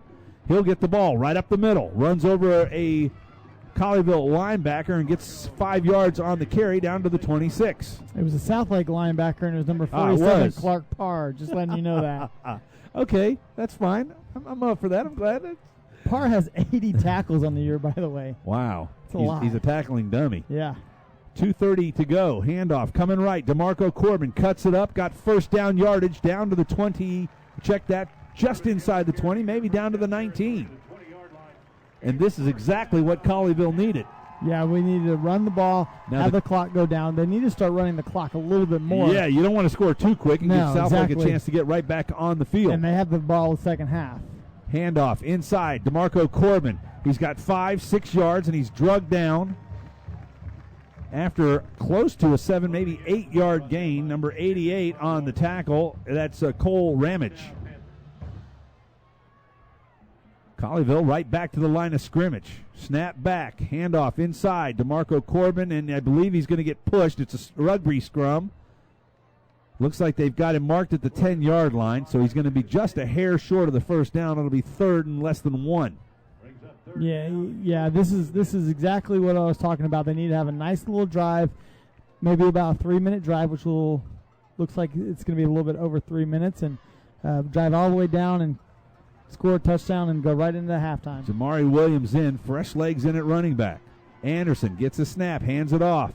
He falls forward for 3 yards in the first down to the 13-yard line. Tell you what, it is nice to have a little bit of depth with 1:20 to go, and Colleyville trailing by a point, 21-20. Clock runs again. We're at 1:15. Snap back, Williams. And Trevor Anderson sticks his foot out and trips him. I'll take the tackle on that one. Yeah, Trevor Anderson turned around and clapped his hands like, man, I cannot believe I just did that. Those are the type of plays you don't want to give up when you're in the red zone. So it's 2nd and goal. Ball is spotted right at the 10-yard line, so lost a yard on the play. Anderson's got it. He's going to go right up the middle with it. Really got nowhere to go. May have gotten back to the line of scrimmage. Here's another rugby scrum. The officials blow it dead just inside the 10. Might have gotten back to the original line of scrimmage. 41 seconds to go and a timeout, Colleyville. We'll go ahead and keep it right here as we set up the Jason Ridley Agency halftime show. It's going to be 3rd and 10, and if nothing else, you want to come away with points. So do you run the football right here, run it down to where you have the last kick on 4th down, and if you don't get the 3 points, you go ahead and take 3 points into the house and a 2-point lead. Yeah, I think you take the air out of the ball right here. You run the ball up the middle with DeMarco Corbin, see how many yards he can get, and if he gets in the end zone, great. If he doesn't, you wait, call that timeout, and kick the 3 points field goal and run in at halftime with the 2-point lead. Interesting part here will be if Colleyville's able to get the ball inside the 3, do they bring in Jumbo and try to run Jumbo to get the touchdown, or do you take the 3 points and go to halftime with the lead? Well, they're going to have their kicking team because they have no timeouts left. So they just used that last timeout. So they're going to have to make sure that the kicking team knows how to run out there real quick. Well, Southlake with 2 timeouts, do they dare take a timeout here if Colleyville looks like they're trying to run the clock out? No, they do not take a timeout. 2 receivers to the near side, 2 running backs. It's Taberni and DeMarco Corbin in the backfield. Snap back. Going to throw is Anderson. Can't take a sack. He's got a man in the end zone. It's Corbin. Caught it! No! He's out of the back of the end zone, they say. Wait. The other official's coming over. No. And they're going to say no good. Boy, what a throw from Trevor Anderson. DeMarco Corbin could not keep the foot in. I'd love to see a replay. But it's going to be 4th down, and Stephen Bodish comes on to hold for Max Allen. That was a heck of a catch by Corbin out of the backfield. He usually gets lost coming out of those backfield plays and back of the end zone. I thought he almost got his feet in, but I'm pretty sure they're not going to show that on the board. It'll be a 26-yard field goal attempt. Snap is good. Allen, kick up, plenty of distance, splits the uprights, and Colleyville leads. And I'm not quite sure how no time can run off the clock when the ball clearly was snapped and kicked. Somebody needs to check with wait. Peyton Manning is in the house. He's going to be complaining. Somebody's going to be complaining about the score clock operator. And that would be me. I mean, it's got to be at least 3 to 4 seconds on the kick. That's true. And no time runs off the clock. Make note of that.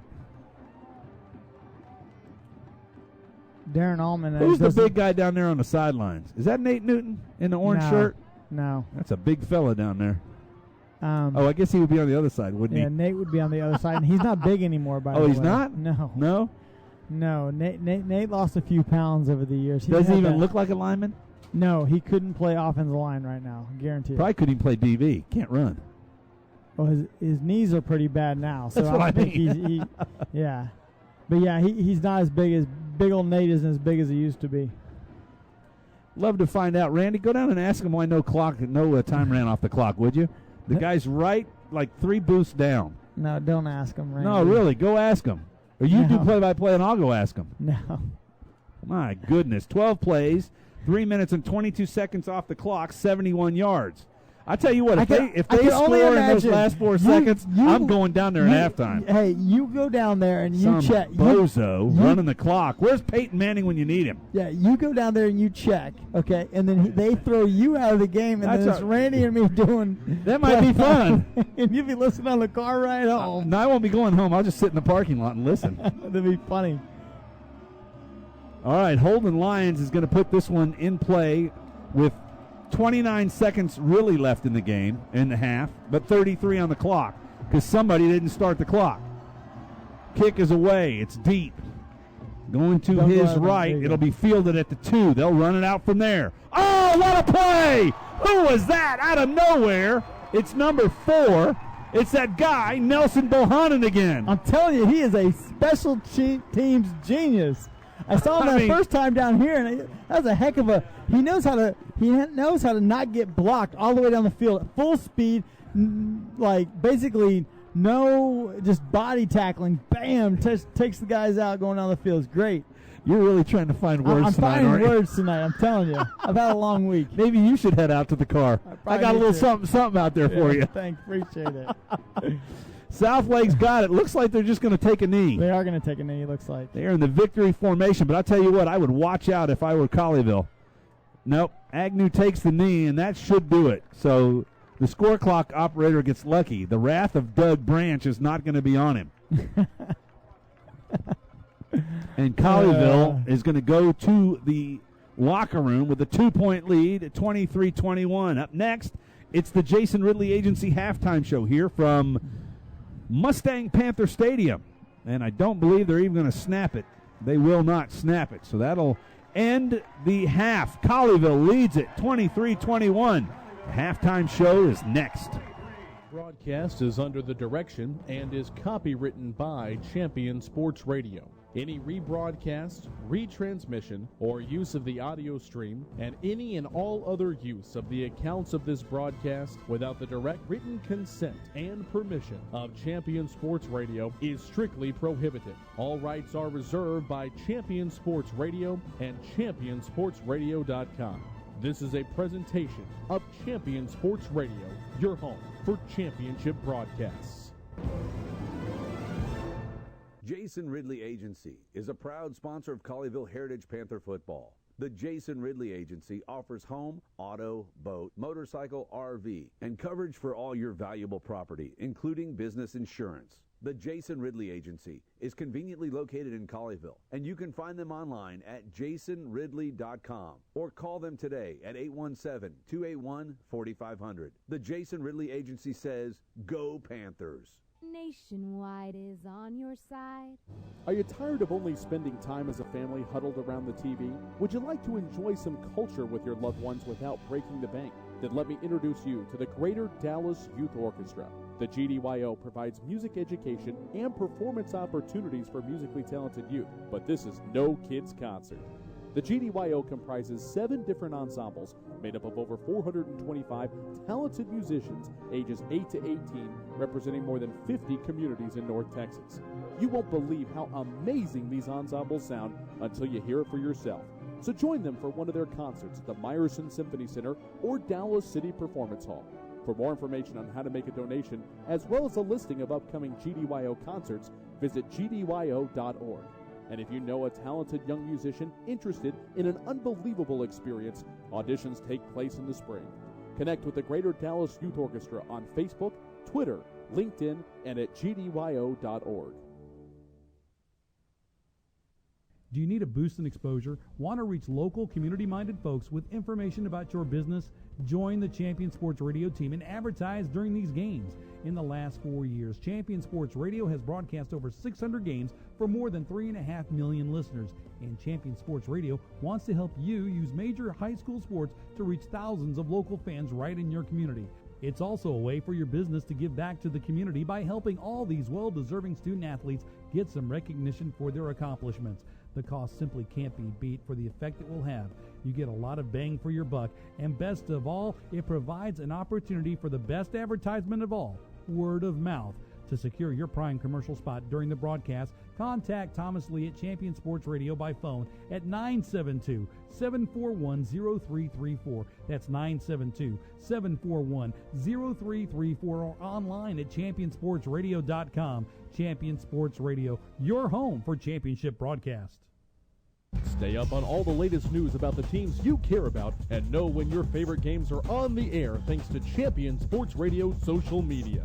Either follow at Champion Sports on Twitter or like our Facebook page at facebook.com/Champion Sports Radio, and you will know what time your game starts, who was named Player of the Week, or what your school's alumni are doing in college. That's on Twitter at Champion Sports and facebook.com/Champion Sports Radio, your home for championship social media.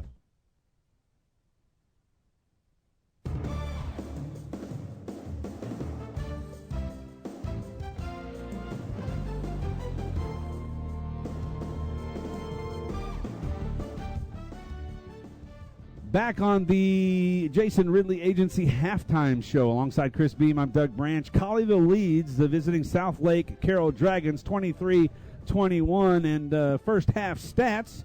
Do you have that up yet?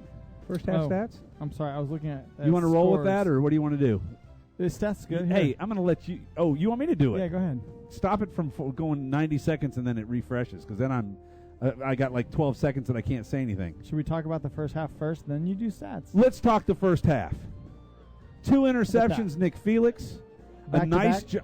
I'm sorry? Back-to-back plays. Back-to-back plays, interceptions. The second one he takes back to the house for 6 points as unfortunately, Max Crosby moves on the extra point. They back him up. Then a bad snap cost them the extra point. But they still, other than the point where Southlake ran their hurry-up offense and basically siphoned the gas out of the tank of the Colleyville Panther defense, it's been a very good first half for the Colleyville Heritage Panthers. Yeah, I think except for the first series for the Colleyville Heritage offense, they've been pretty productive after that. You know, scoring a touchdown and driving down for another extra point or field goal. They've been really good about driving the ball, keeping the ball away from the Southlake Carroll offense, but that's been the problem for the Colleyville Heritage defense is the Southlake Carroll offense, because they have been keeping them on the field. The time of possession for the Colleyville or for Southlake's been 12:58, and Colleyville Heritage has only had the ball for 11:02. 11:02 to Southlake's 12:58, and it's a very close football game, 23-21. Let's go ahead and go over some stats from tonight's game so far. First, the scoring summary, and it goes like this. Colleyville Heritage first on the board, 7:02 to go in the quarter number one. DeMarco Corbin with the 3-yard run, Max Allen with the kick, and that was the first time that we saw Jumbo. We would see Jumbo again. Southlake comes right back, though, and less than 2 minutes later, Ryan McGibney, a 14-yard pass from Ryan Agnew, and Jake Oldroyd with the extra point. We were knotted at 7. Just 5 minutes and 18 seconds later, it was Jumbo again. DeMarco Corbin, 2-yard run, Max Allen kicks, and after the first quarter, it was Colleyville up 14-7. In the second quarter, Nick Felix with his second interception in consecutive pass plays. This one, he takes back to the house, 32 yards for the interception return. We talked about it. The kick failed, and then Southlake turned it back on. They get 2 touchdowns in the span of about 7 minutes. Lil Jordan Humphrey, 24-yard run, and then Lil Jordan Humphrey, a 1-yard run. Colleyville comes back with 33 seconds to go in the second quarter. Max Allen, a 26-yard field goal, and that's where we stand now, 23-21. When we come back on the Jason Ridley Agency halftime show, we'll have all the stats from this game. You just had the scoring summary. We'll come back with that after this brief timeout. Back in a moment to it's Mustang Panther Stadium. Maybe Mustang Panther. I kind of want to rename it Panther Mustang Stadium because we're here tonight. Yeah, well, we beat them too, so. All right, we'll talk about that. That's all next here on Champion Sports Radio. Jason Ridley Agency is a proud sponsor of Colleyville Heritage Panther football. The Jason Ridley Agency offers home, auto, boat, motorcycle, RV, and coverage for all your valuable property, including business insurance. The Jason Ridley Agency is conveniently located in Colleyville, and you can find them online at jasonridley.com or call them today at 817-281-4500. The Jason Ridley Agency says, Go Panthers! Nationwide is on your side. Many heart conditions can be fixed, but many of us don't know we have a problem until it's too late. On April 2, 2009, Zachary Schraw, a 16-year-old sophomore offensive lineman, died of sudden cardiac arrest, the #1 cause of death among student athletes. Like so many SCA victims, Zach had no heart issues, nor did anyone in his family. If Zach had an echocardiogram, he might have been able to avoid suffering a condition that takes 10,000 of our youth each year. In his memory, Living for Zachary was formed to try and prevent SCA from taking the lives of youth everywhere. Join in the fight today and stop the silent killer of SCA by scheduling your young athlete for an echocardiogram, a procedure that can detect any heart issue with 99% accuracy. For more information, visit www.livingforzachary.org. That's living4zachary.org, and let your heart be heard. Writer Gerald Early said that when they study our civilization 2,000 years from now, there will only be 3 things that Americans will be known for: the Constitution, baseball, and jazz music. GDYO's Jazz Institute provides young musicians in North Texas the opportunity to learn what it means to be a jazz musician through weekly technique classes and combo rehearsals with professional jazz musicians. From the first note to the final round of applause, GDYO Jazz Institute concerts will amaze and delight both hardcore jazz cats and new fans alike. Learn more about the truly original American art form through the GDYO Jazz Institute online at gdyo.org/jazz. There's a time and a place for everything. As you'll see, projections for the next quarter are... He shoots, he scores! 2 points for team middle management. The office is not one of them. Jack, can I see you in my office? No pouting, it's your ball. Let's see what you got. But Whirly Ball is. For corporate events, team building, and private parties, Whirly Ball in Hearst and Plano is electric fun. Test your skills on the arcade games. Zip around in your Whirly Bug for a Whirly Ball competition. Or play the most affordable laser tag in the city. Learn more at whirlyball.info. The Centers for Disease Control and Prevention estimates that nearly 4 million brain injuries occur every year due to sports in the U.S. They also estimate that 70% of concussions go unreported. Not identifying concussions early can be devastating, especially if the athlete continues to play with symptoms. Catching hard hits fast is critical, and that's why you need the Shockbox Helmet Impact Sensor. The Shockbox is a small sensor that easily attaches to most football, lacrosse, and hockey helmets and instantly sends a signal to a smartphone on the sidelines when the player has taken a hard hit that puts them at higher risk for injury. The free app receives data from the sensor, displays information about the impact, and even walks the user through a concussion assessment. The app also logs symptom and impact data for future medical use. Visit ShopboxDFW.com to learn more about the Shockbox Impact Alert Sensor and determine if it is the right option for your child. Be warned instantly when a player has experienced a head impact that could result in a concussion. Visit ShockboxDFW.com today. ShockboxDFW.com.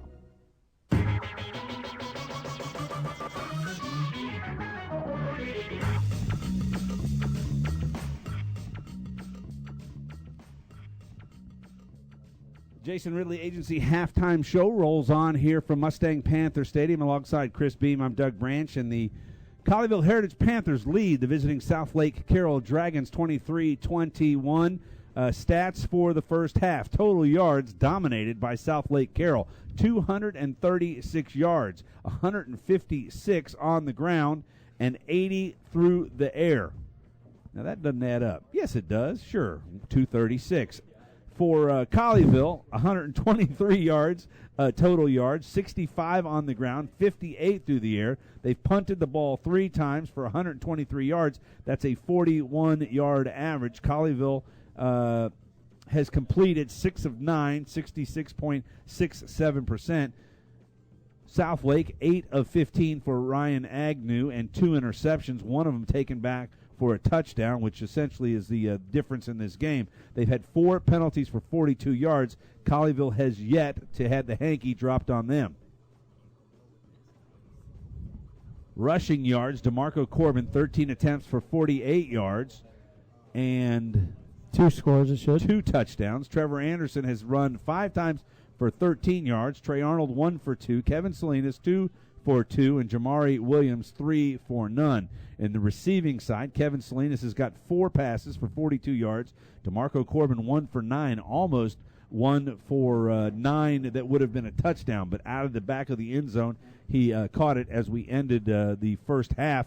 And Keandre Johnson, first time on the offensive sheet. I remind you, last year he was a fullback, so not a surprise. 1 for 7 yards in the best trick play, and I thought it was only a 4-yard gain. But, hey, 1 for 7 will take the first down. For Southlake, rushing-wise, Little Jordan Humphrey, 18 carries for 116 yards and 2 touchdowns. He has been their offense. DeAndre Wiltshire has carried twice for 47 yards. He came in when Colleyville's defense was very tired. The tank was empty, and he showed with the 47 quick yards. Agnew has been attempted 4 times to run, lost 7 yards. On the receiving side, Ryan McGibney, 6 receptions for 59 yards. Tariq Gordon, 1 reception for 11 yards, and Parker Fentress, 1 for 10 yards. McGibney with the only touchdown through the air for Southlake. As we stand here in halftime, it's a Colleyville Heritage Panthers 23 and the Southlake Dragons 21. The halftime show rolls on after this timeout.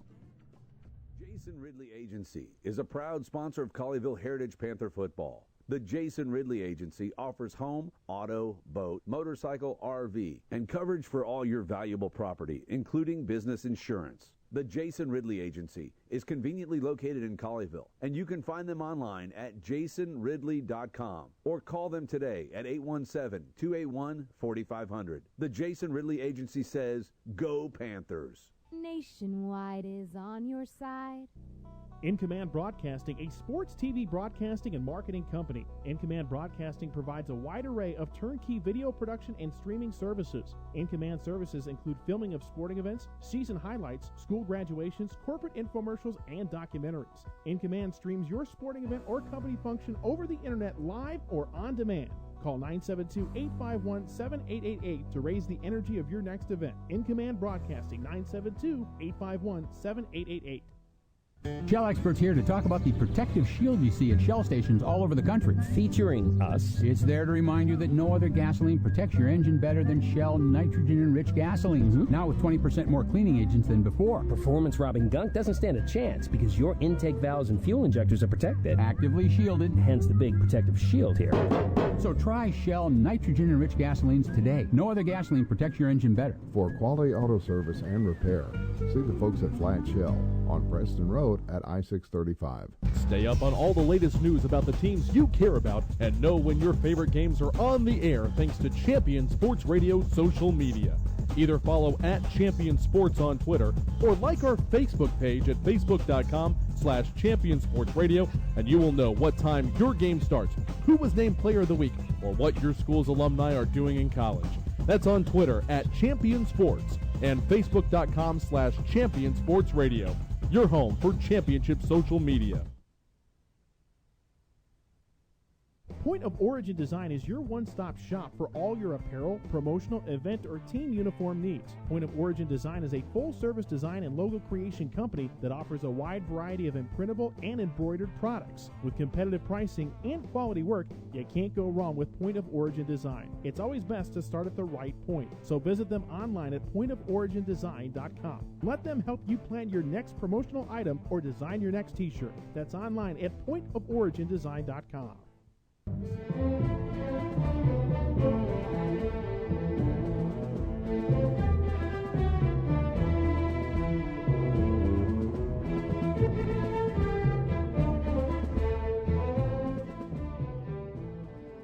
Back at Mustang Panther Stadium alongside Chris Beam, I'm Doug Branch along with Randy Wesley throwing us a statistical analysis from his end, of which we're not always sure what we get, but we know it's a statistic.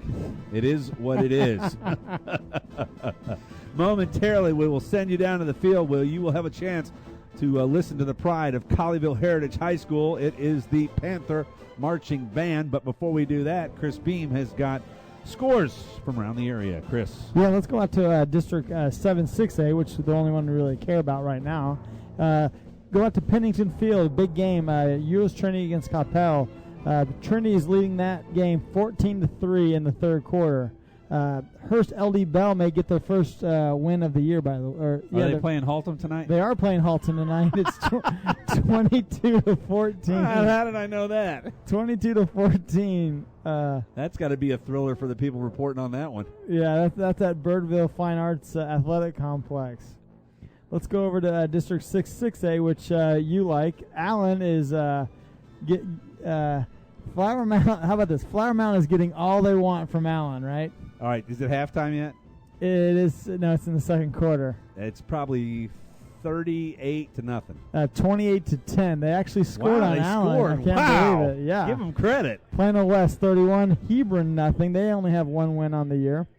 Hebron, that is. Plano West has a really good running back over there at Plano West. McKinney Boyd's up on Flower Mound Marcus 20-6, and Plano East 35, Louisville 21. Is that all you got? And I can get you some more. Arlington Lamar 37, North Crowley nothing.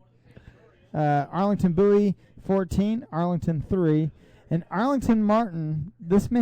I think this sounds like a misprint. I swear they played at AT&T Stadium. It's hard to read this. Arlington Martin 86 against Fort Worth Pascal 21. 86-21. When do you put in the worst guys on the 86 points? I think I would have done that when it got to about 70. But it sounds like Pascal's just that bad. 86. All right, we got lots of time. I'm telling you. Here, go ahead. Let's finish the scores right there. 86-21. Wow, you're really blown away by that. Did you give the Coppell Trinity score? Yes, I did. 14-3 in the second quarter. Very, very nice. Very nice. All right, well, let's go down to the field and listen to the pride of the Colleyville Heritage Marching Band. Panteras. It's the Panteras and the band. Here they are. Spirit Girl of the Week is Whitney Broussard. And the Pantera Teacher of the Week is Mrs. Suzanne McGahee. Tonight's performance is a kick dance performed to Day Tripper. Panteras are under the direction of Kelly Woodruff.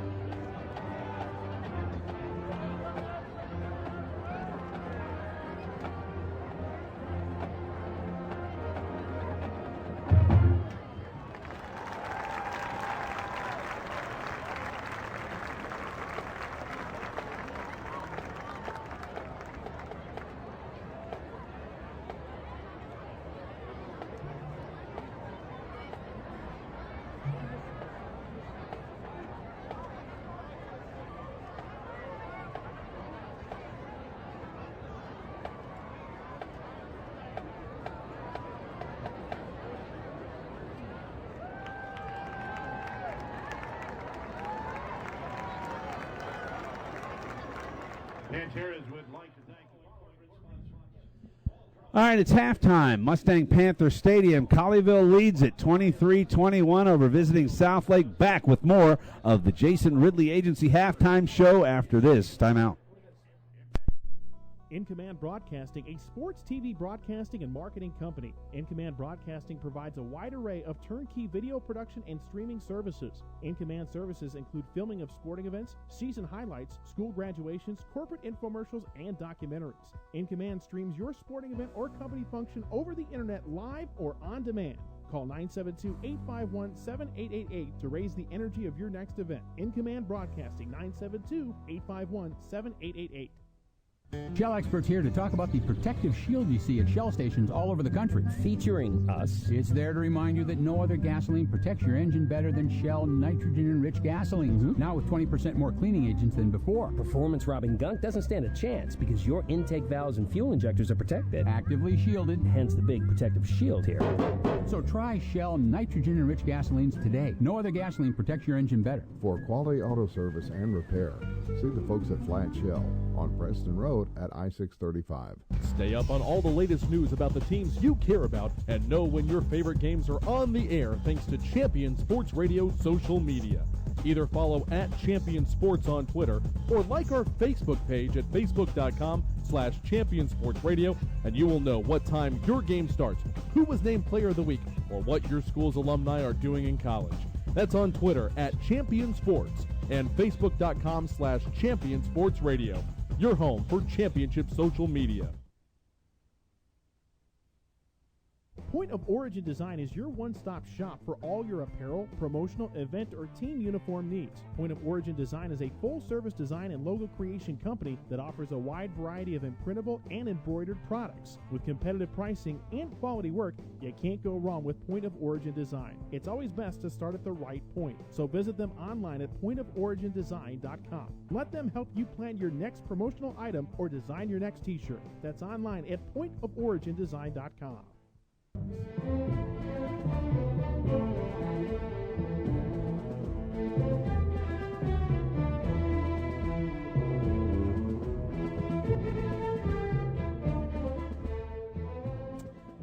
Back at Mustang Panther Stadium alongside Chris Beam, I'm Doug Branch. It's halftime. Actually, it's the Jason Ridley Agency halftime show. The band from Colleyville continues to perform on the field. I believe going through their band, or is it Bands of America, BOA, the competitions that they go to? Bring up little Wesley there. Randy Wesley, what is it? You're the musical guy in this group. You're the band guy. I graduated a while ago, and well, what was it called? What are the competitions you go? Is it Bands of America? Could be. We just went to area competition. Oh, I forgot. He was just at Little Western Hills over in Fort Worth. We weren't good. They weren't good. All right. Weren't good. Well, clearly this Colleyville Heritage Band and the band from Southlake are steps above what you would see over in Fort Worth and Western Hills, and frankly at Eastern Hills too. Let me throw my own school under the bus. Where I went to college, we had a good. When we went to high school, we had a good band. Oh, where'd you go to college? And I said where I went to high school, we had a good band. Where'd you go to college? Northlake. There you go. Yeah. Do they have a band over there? I don't think so. We have a baseball team. We don't have a band. All right, it's 23-21. Colleyville leads Southlake. We're about, they say 2 minutes on the clock until the teams will return to the field. Keep my music going. I like that. I was just kind of. Do we have any updates on scores we can go to? Let's do something to see if we can. Let's finish go off to District halftime the right way. Let's go to District 10-6A because I like that district because it's interesting because Highland Park's in that district. 10-6A. 10-6A. Well, because I heard the story that if one family were to move out of that district with 8 kids, Highland Park would have been 5A. Yeah, they actually one family. They had 12 kids actually. Oh, was it 12? It was 12. Well, if they'd have moved 8 of them out, there was actually they were like 6 kids short to get into the next. There were 10 kids short to get into the next. To be in 5A. To be in 5A, they were like. It was like 6 kids in one family. That's actually shocking to me that Highland Park didn't find a way to get into that. Like, I know, right? Cheat the numbers, right. Say a family moved out until they get redistricted, and then they're in. Anyways, Highland Park's beating Mesquite right now, 28-0 in the second quarter. J.J. Pierce is up 21-3 on Lake Highlands at Wildcat Rams Stadium. The Dallas otherwise Morning, known as the Boneyard. I was going to mention that. Mesquite Horn is tied up with North Mesquite 13-13. That's at Mesquite Memorial Stadium. And Richardson, Berkner, and Richardson are 14-3 in the third quarter. Is that all you got for it? Hey, yeah, how about 11-6-8. District? How about District 6A? 6-6-8. Go over those scores again. We already did. I know, but let's do it Allen again. 28, Flower Mound 10. I'm shocked that game is that close. Okay. Plano West 31, Hebron nothing. That's not very much of a shock. McKinney Boyd 20, and Flower Mound Marcus 6. And Plano East 35, Louisville 21. Interesting. Yes. I'll tell you, as we talked in before the show started tonight, and we've got a number of the local news media, print media behind us. Everybody basically said that coming out of this district, if you get to beat DeSoto, if you play them and beat DeSoto, then your next game is going to be against Allen. I have to be honest, Allen does not seem as impressive to me this year as they were last year. Okay. Still have the same quarterback in Kyler Murray, but they just do not seem like. I mean, I've seen Flower Mound. The fact that Flower Mound has scored 10 points against Allen tells me their defense is not what it used to be. Yeah, but I think sometimes you play to your opponent a little bit. When you're up 28. We used to say that about the Dallas Cowboys. Well, we play to our opponents as well, but we just beat them. Now. No, yeah, we do now. Okay. So, but no, we don't need to talk about the Cowboys. Come on. We don't need to talk about the Cowboys. Speaking of Cowboys, next week we will be at Cowboy Field in Coppell. Nice segue, eh? Yeah, nice segue. The Coppell Cowboys, which if the Colleyville Heritage Panthers were to win this game, could actually almost have a district-implicated showdown for a district championship, depending on what happens tonight, as they are losing 14-3 to Euless Trinity. That's true. Trinity and Coppell. Coppell then would have 2 losses. Trinity would only have 1, and with a victory tonight here, the Southlake Dragons would have a loss. So it would be like co-district champions if they'd have to beat Richland and Coppell. And you never know. We said they would get in with 3 wins. We did not necessarily expect. No, I said 4 wins. 4 wins get you in. 4 wins get you in. Well, they're only going to have 2, and if they don't win this game and they don't win against Coppell, they've only got 1 more game against Richland, correct? I guess you're right, 3 wins. So 3 wins would because there's 17 still, districts, right. so you need 3 wins. 3 wins would get you in. So if they get the win tonight, do you rest everybody? No. No. No. All right. They've already had their bye games. No, because you need to get seeding. You don't want to play. You'd play Cedar Hill would be your first game for the bye district, which could make for a one and done. A one and done, yes. The way Cedar Hill was playing last night against DeSoto, yes, it'd be a one and done. All right, Cedar Hill's pretty good. The band continues to play on the field. Shall we go back down and listen to a little more music? This is the band. This is what you need. This is what you do when you don't have sponsor commercials to play. Back to the band and more music. Coppell, or check that, Colleyville Heritage Panther Marching Band.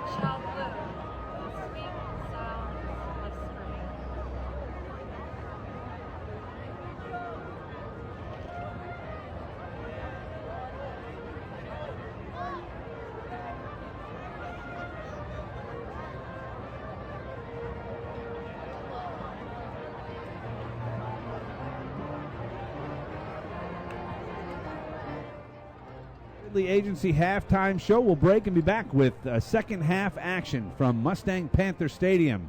That's next.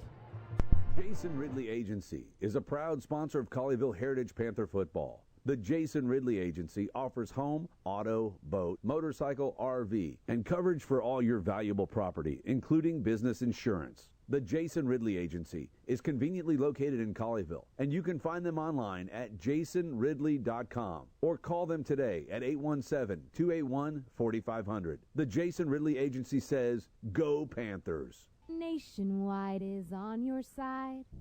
In Command Broadcasting, a sports TV broadcasting and marketing company. In Command Broadcasting provides a wide array of turnkey video production and streaming services. In Command services include filming of sporting events, season highlights, school graduations, corporate infomercials, and documentaries. In Command streams your sporting event or company function over the internet live or on demand. Call 972-851-7888 to raise the energy of your next event. In Command Broadcasting, 972-851-7888.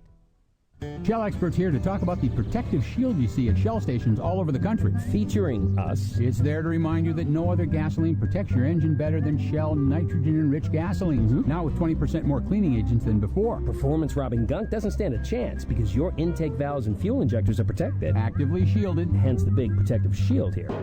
So try Shell nitrogen-enriched gasolines today. No other gasoline protects your engine better. For quality auto service and repair, see the folks at Flat Shell on Preston Road at I-635. Stay up on all the latest news about the teams you care about and know when your favorite games are on the air thanks to Champion Sports Radio social media.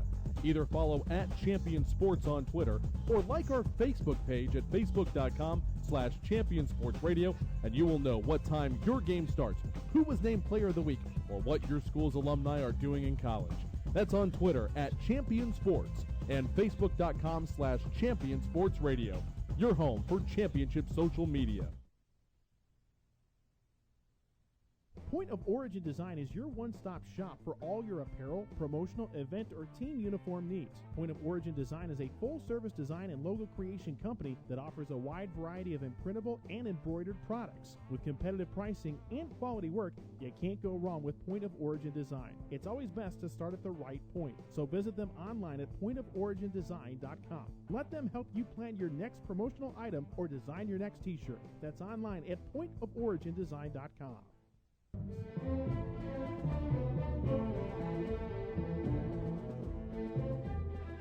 Back at Mustang Panther Stadium as the Southlake Carroll Dragons re-enter the field. NFL Films presents high school football. Here comes the Panthers. Here comes the Panthers. That does sound kind of fun, doesn't it? Wouldn't it be fun to do a whole game? That'll be next week. Yeah. We'll do the Halloween edition of Colleyville Heritage Panther football at Carroll Cowboy Stadium. What should we come dressed as? I'm not dressing as anything. I'm dressing as a broadcaster. You know what we should come as? Because I'm leaving after that game's over. A couple of hazmat workers. Yeah, it'd be funny. Be real funny. That'd clear the booth, wouldn't it? Couple of hazmat workers. Could you imagine? Here's us broadcasting. I return to the 14. It's very funny. Oh, I'd have to stick my mic inside my breathing unit. You sound like Darth Vader. It's funny. We're having a good time. Well, so far we've had one of the better games of the year. Colleyville leads it through two quarters, 23-21 over the Southlake Carroll Dragons. And they will put the ball in the air from our right to our left. Carroll will get the football back. They ended the first half with it by taking a knee in the victory formation, but a hope that the tanks have been refilled on the Colleyville Heritage Panther defense, because, Chris, we saw when the Dragons got into their high-speed offense, it basically siphoned the tank of the Panther defense. Yeah, they definitely, when they get into their little rhythm where they run the receivers down the field and then they run back and get set and take off again, we noticed that especially the defensive linemen were kind of a little slow to get off the piles, and just trying to catch their breath. And I think that's kind of the Southlake Carroll, I guess their bit in a way, is to have a lot of reps, a lot of time, and just drive down the field real methodically. You mentioned that rhythm. As soon as you said that, I thought of my good friend Gloria Estefan and the Miami Sound Machine. You know the song, "The Rhythm Is Gonna Get You." Yeah. The rhythm is gonna get you. Anyway, yeah. Do you have the that? rhythm got them in the first or the second quarter. Yeah. Do you have that on your? I'll play your that for you in a playlist moment. later? You bet. Holden Lyons puts the right foot into it. Comes to the goal line. It'll be brought out after hesitation by, and guess who? Oh, yeah. This guy is the superstar. It's Nelson Bohannon. And he has 3 big special Tackles. teams tackles tonight. You think that Hal Watson would say, somebody pick out number 4 and lay him on the turf, but no. Not able to do it. And the Dragons will start out after a 10-yard return from Yeah, sometimes what you'll see on those plays is where you'll have the special teams, one of the front lines guys, just pick them out just to delay them a little bit. But they haven't figured that out yet for some reason. It was Andy Chelf, on the return. Agnew got running backs to both sides, gives the ball, or he'll keep the ball actually. First time he's kept it himself, and this goes for about 3 yards over the left-hand side. Gang tackled by the Panther defense. It'll be 2nd down and 7, ball at the 14-yard line. Yeah, the first time we've seen him actually pull the ball from little Jordan Humphrey, and not a bad little 3-yard pickup for the senior quarterback. Humphrey will give it going left side check that. Agnew gives it to Humphrey going left side, and he is stopped at the line of scrimmage, maybe a yard. Call it 2nd and 5, tackled by Max Crosby. Yeah, real nice play by Max Crosby. You see him kind of Superman on his back and pulled him back. It was a really nice play by the senior defensive lineman. Came from the left side all the way across to the right to make the play. 3 receivers to this side. Agnew's going to take it himself. He gets wrapped up, and he's going to fall forward. I believe he's short of the first down, and will Wasson roll the dice here, down by 2. That doesn't Garrett look like Scotch it. on the tackle. Yeah, it doesn't look like it, but that was a really nice play by Garrett Scotch, because they've been running that ball away from Max Crosby and more at Scotch. They're trying to kind of run it away from the big man, especially with those long arms of his, because he's really good at snatching running backs out of the backfield. Oldroyd on to kick. Snap is back. He'll put it in the air from the 9. Shanks it. This is a bad kick. It's going to land at the 40, but takes a huge hop forward. 15 yards. Now 16, 17 yards down to the 43-yard line. 39 yards on the kick. Be marked at the 42, so great starting field position. It's a shame that Ryan Phillippe could not get up to fair catch that, because that would have saved 17 yards. Yeah, that would be a hard punt to come fair catch, especially the way it was turning. I would thought it was going to bounce back. That's what the one thing I thought it was going to happen, is bounce back. Cam Arnold to the near side. Nico Torres to the high side. Low snap. Give it to Corbin. Corbin cuts after going left, and he may have gained the 45-yard line. Give him 3 on the carry. 2nd down and 7 from the 45.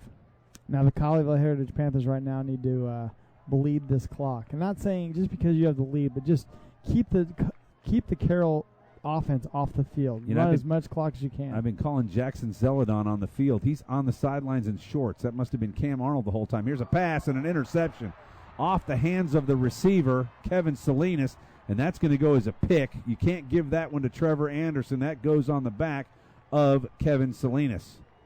Yeah, right through his hands. Yeah, Salinas, you definitely need to catch that ball.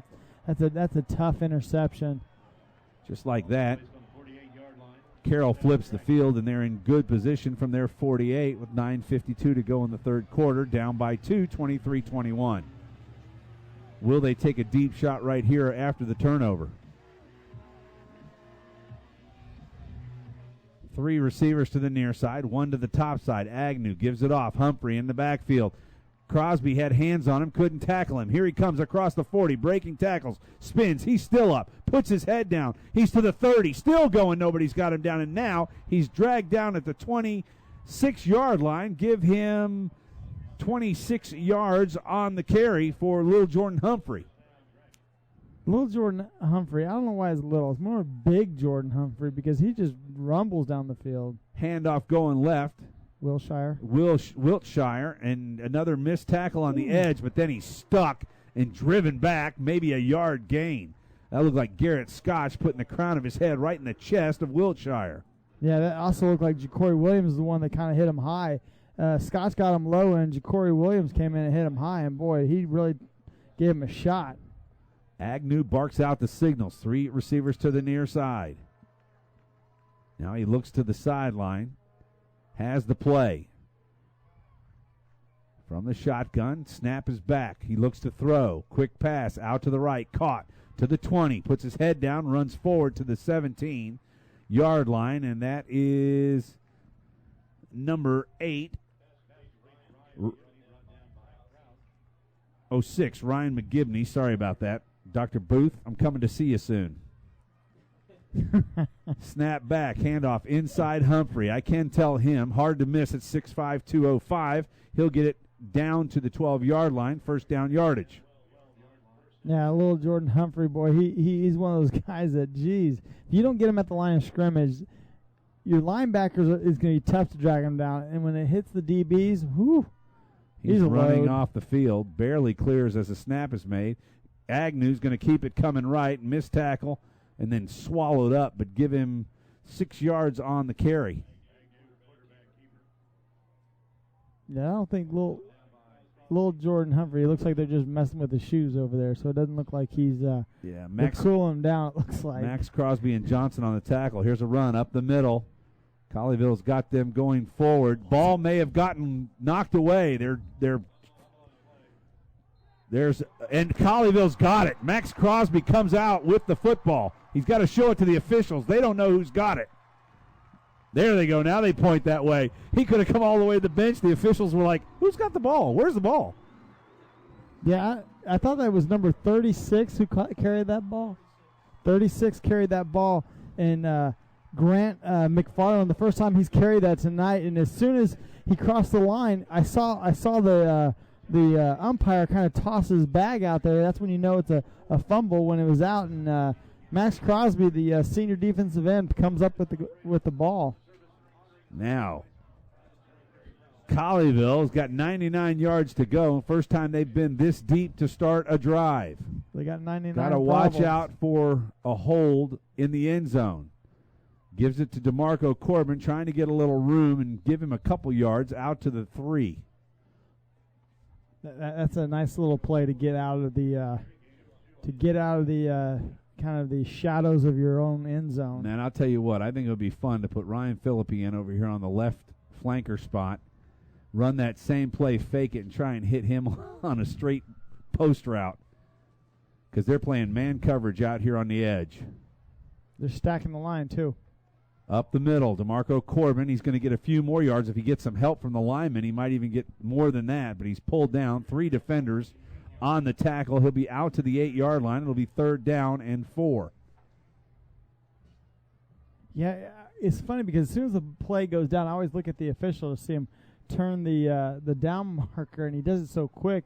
I always think it's the down after, not the down they're on. DeMarco Corbin chats with Trevor Anderson from the shotgun. Snap back. They hand it off inside. Oh, he breaks it. He's to the 20. Now down to the 23, and it's a 1st down. All of a sudden, and that's not a smart play right there from Camden Arnold. 15-yard gain. Camden Arnold pushes one of the defenders off of him. Lucky not to draw a flag there. But a nice job. All of a sudden, he disappeared in the pile and then came out, and he still had his feet churning. Great job by DeMarco Corbin. Yeah, DeMarco Corbin just checked himself out of the game, and he's pointing at the trainer for some reason. Arnold from the gun. Snap, handoff to Bernie coming left. Got room, got a block to the 30, and run out of bounds at the 35. Cam Arnold gave up on his block right there. He might have had more yardage. Nice job by the diminutive one, Justin Toberni. No, I think that's actually a good play by Camden Arnold by letting up on his block. Because sometimes, because he was coming off his shoulder, if he keeps that block, it could be a holding penalty. So just block him as soon as he gets to you, kind of clear, because some of those guys will put their hands up and get a holding. Or maybe cut him. Yeah, or cut him too. But Cole Carter into the game. Not sure what play is called. Receivers going to either side. Anderson sticks it up inside. Doesn't look like he's got much force, and he's going to be grabbed by the neck and pulled backwards. And he may have gotten back to the line of scrimmage. Give him credit for about a half a yard. It's going to be 2nd down and 10. 6:08 to go in the third quarter, and Colleyville up by 2, 23-21. Alongside Chris Beam, I'm Doug Branch from Mustang Panther Stadium in Grapevine, Texas. Yes, sir. Yeah, the way he was pulled out of there, I almost thought it was a horse collar. He was running. They could have called it because they pulled him back. Snap back to Anderson. Little mistake up front. They're going to blow it. I could tell that the line was moving before the snap was made. And I hate to throw any blame on Jacob Kramer, but a bunch of people moved. 5-yard penalty. Still 3rd down. He's the one who snaps the football, so if it's late, yeah, whether it was wrong or right, it didn't get snapped at the right time that everyone else moved. I saw the guard pull and the ball hadn't been snapped yet. Yeah, so typically that's something wrong with that. Yeah, so usually that's probably on the center in the snap count. So Jackson Zeladon is not in the game, has not played tonight, along with Clayton Oliver. Anderson, snap, fakes, gonna throw, got a man. Oh, nice defensive play there. The linebacker, number 15, that's Andy Chelf. Actually, he's a defensive back. Sticks up the right paw. Well, I guess if you're a dragon, is it still a paw on a dragon? I'm assuming, yeah. I never really asked a dragon, but hey, what the heck. Sticks the paw up, knocks it down. Otherwise, that might have gone for a touchdown. Yeah, Camden Arnold thought it was going to be a touchdown because he was jumping up and down as soon as the ball was knocked down, like he could have caught that and went all the way, which he probably would have. Running backs to either side of the quarterback. Anderson back to throw. We got another whistle. Anderson still running. Whistles, and I don't know whether we have motion, I believe, motion on Colleyville. So that'll back them up another 5, and things just continue to get worse. Going the wrong direction. False start. On the offense. 5-yard penalty. 3rd down. Easy for him to say. False start. On the offense. Right, exactly. He wanted to give a number, but he didn't know it. He didn't know what number it was. Yeah, that's why they're still in high school. Yeah. It is what it is. We mess up too, folks. That was Colleyville's first 2 penalties. We're all of the human game, by here, the way. but we don't have zebra outfits on. That was Colleyville Heritage's first 2 penalties of the day, by the way. Yeah, and they came at the wrong time. Wrong 5:28 to go in the third quarter. 3 receivers into the formation. Low snap. Setting up the screen. It's well designed. DeMarco Corbin's got it. He's back past the original line of scrimmage. That'll give him a little bit more room to punt the football, but you got to believe 4th and 9, and Darren Allman is going to kick it away here and try and flip field position, set Southlake back in their own end. Trevor Anderson kind of came up limping on that play after he got hit. He's walking off the field a little gingerly. Shaking the right hand. That's not the one he throws with, so if it is a right hand injury, it's not a big issue, I wouldn't think. He does not want to high-five the ball boy, though. Bodish back to kick. Looked like they were offsides, but it wouldn't have mattered. Kick is away. It's caught, and fair caught again. And that is Fentress. Is it Fentress? Fentress, it is. Parker. I guess that's what happens when you Parker, Fentress, yeah. Parker Fentress. He has probably the quickest Fentress. He has the quickest fair catch call I've ever seen. I think as soon as the ball's kicked, he puts his arm up. The ball's kicked, like this. I'm not returning throws it up there. Southlake will take over at their 25-yard line, still down by 2 points as 44 points scored in half number 1. So far, nobody has crossed the goal line or the uprights here in the second half. Agnew's got 3 receivers to the near side as they go from our left to our right. Handoff inside. Guess who? Humphrey. Nobody tackles him. Now he pops it out to the right side. He's got room and another first down. Give him 11 yards on the carry. And Colleyville not doing a very good job of wrapping up the 6'5", 205-pound senior running back. Yeah, Jacob Moore wanted a penalty on that play because it looked like he was one of the offensive linemen were holding him. Randy, do we have any information? Is our little buddy Jordan Humphrey committed anywhere yet? Do you have that? curious to. Apparently, he's got an offer from Ole Miss. I believe, are they number 1 or number 2 or 3 or something? Number 3. So he may head to Mississippi. We'll see. Handoff once again. Yeah, I don't see him at 6'5". He's certainly a good runner, but he doesn't strike me that he's got a lot of breakaway speed. Yeah. I don't, it's the same concept with the guy who was, gosh, what was his name? He was a. Do we know if he plays basketball? He does. Okay, I would hope it's 6'5". Any basketball interest? None. Okay. Thank you to our friends from Southlake Radio. We'll put you on a mic. Here's a pass over the middle, and it's caught. Jared Crouch is there. Unfortunately, he's behind the receiver, and that goes for, I believe, a 30-yard gain. And that was Tariq Gordon on the pitch and catch from Ryan Agnew. Largest gain of the night through the air. Handoff, Humphrey going left. 30, 25, 20. Gets a block at the 15, 10, 5. Touchdown. And Southlake is back out front just like that. 202 yards now for little Jordan Humphrey. And we're just 9 minutes into the second half. It is unbelievable when this guy runs. He is a hoss running at these guys. I mean, I don't understand. I mean, when he breaks the line of the scrimmage, that's the only chance you have to tackle him, basically. Because if he breaks the linebackers, he is gone. Oldroyd is able to convert the extra point, and for the second time tonight, Southlake has drawn a lead against the Colleyville Heritage Panthers. They lead it by 5, 28-23. Back with more after this timeout. Jason Ridley Agency is a proud sponsor of Colleyville Heritage Panther football. The Jason Ridley Agency offers home, auto, boat, motorcycle, RV, and coverage for all your valuable property, including business insurance. The Jason Ridley Agency is conveniently located in Colleyville, and you can find them online at jasonridley.com or call them today at 817-281-4500. The Jason Ridley Agency says, Go Panthers! Nationwide is on your side.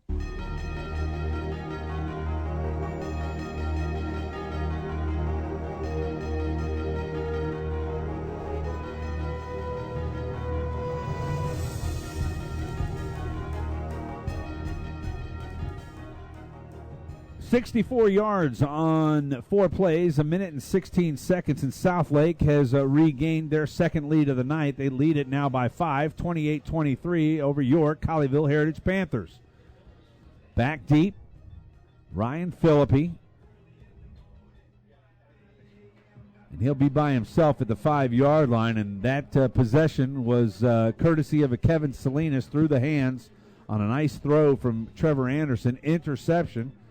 And 64 yards later, the Southlake Dragons now lead it. 3:17 to go in the third quarter. That wasn't that drive. They punted that last drive. Remember that drive they went down and fumbled. So this one was a punt. You sure? Yeah, I'm pretty sure. Verified. All right. I've slept since then. Here comes the kick from Oldroyd. It's a high floater. Fair catch is called for and made by, I'm going to guess that's Reed Harrison Ducrow. Yeah, Reed Harrison Ducrow. And actually, Salinas also called for the fair catch, so we had double fair catches. That's a good thing neither one of them ran with the ball. They'll spot it just right on the 24-yard line. Colleyville needs to answer. They've done it so far every time tonight. Question is, will they try to run the ball or will they throw it? Nico Torres has not had a ball come his direction. They're going to put the cornerbacks on islands by themselves. They're playing for the run. Inside handoff to Marco Corbin, and he is stopped, driven back. There's a whistle, and then he's thrown down to the ground. No flag. May have gotten back to the line of scrimmage. Yeah, I think one of those flags start... when the flags start blowing, these Southlake Carroll defenders are a little too aggressive to take them to the ground at that particular point. I'd love to see Trevor Anderson, when he sees single coverage out here, check out of whatever he was supposed to be in and try and hit a receiver. I think they're passing this time. Well, 5 receivers into the pattern. Drag route across the center, picking. Corbin, they're going to throw to Salinas, and this is thrown out of bounds. Trevor Anderson, he does not do a real good job of throwing the ball accurately when he's on the run. Now, especially going the opposite direction. Now, that play was going in the direction he usually throws it, but I think the way that play was run, I think I would have taken DeMarco Corbin out the back door on that one because he was running out the back door clean with one guy on him, and I like DeMarco Corbin single covered if he catches that ball going out that back door because I don't think one guy can bring him down. 3rd and 10, blitz coming from Southlake, and Anderson's going to go down. And that's number 17, Joel McClellan. Or McClellan. Yeah, McClellan, I'm telling you, Anderson is just lucky he came up with that ball, and he looks like he's pretty shaken up headed to the sideline. Colleyville may be running out of gas here. Southlake brings 100 to the field. So far, Stephen Bodish kicking for just over 41 yards an attempt. This one is shot from the 5-yard line at the 49, and guess what? Fair catch again for Parker Fentress. So Southlake will take over from there. We'll be back. Step aside a moment. It's Colleyville and Southlake here on Champion Sports Radio. There's a time and a place for everything. As you'll see, projections for the next quarter are... He shoots, he scores! 2 points for team middle management. The office is not one of them. Jack, can I see you in my office? No pouting, it's your ball. Let's see what you got. But Whirly Ball is. For corporate events, team building, and private parties, Whirly Ball in Hearst and Plano is electric fun. Test your skills on the arcade games. Zip around in your Whirly Bug for a Whirly Ball competition. Or play the most affordable laser tag in the city. Learn more at whirlyball.info. Coming right to number 28, DeAndre Wiltshire, and he's ankle tackled. Brought down after about a 5-yard gain. It'll be 2nd and 5 from the 45 of Colleyville. Snap back, handoff, coming right. Got room, first down at the 40. Give him 6 yards on the carry. 1:27 to go here in quarter number 3, and Southlake has taken their 6-cylinder to a V8. Agnew's got receivers split to either side. In the backfield, it's that guy Humphrey. Looks over to get the sign. And they say run it. He's got it.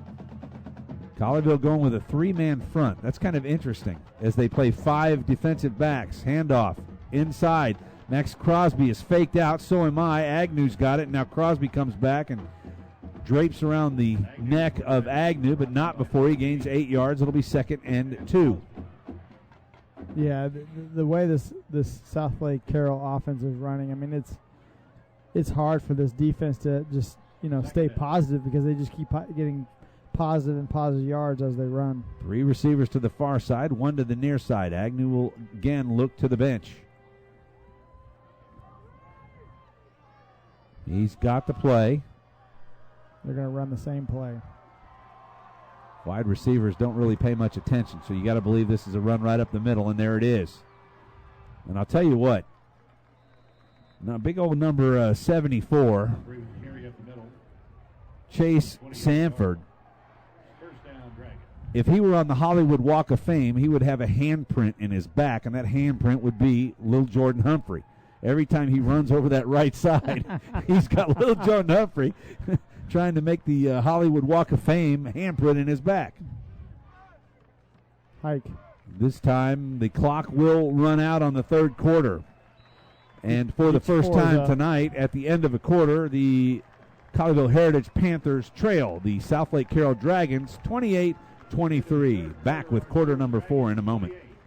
Origin Design is your one-stop shop for all your apparel, promotional, event, or team uniform needs. Point of Origin Design is a full-service design and logo creation company that offers a wide variety of imprintable and embroidered products. With competitive pricing and quality work, you can't go wrong with Point of Origin Design. It's always best to start at the right point, so visit them online at pointoforigindesign.com. Let them help you plan your next promotional item or design your next t-shirt. That's online at pointoforigindesign.com.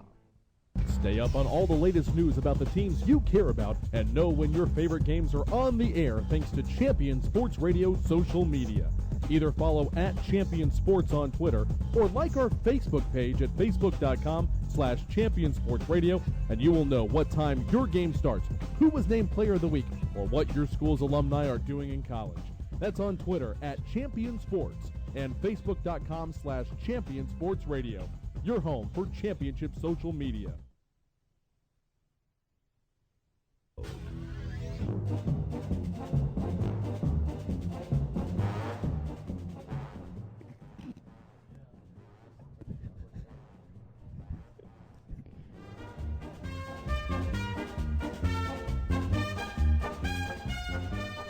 Back in Mustang Panther Stadium, 28-23, Southlake leads Colleyville.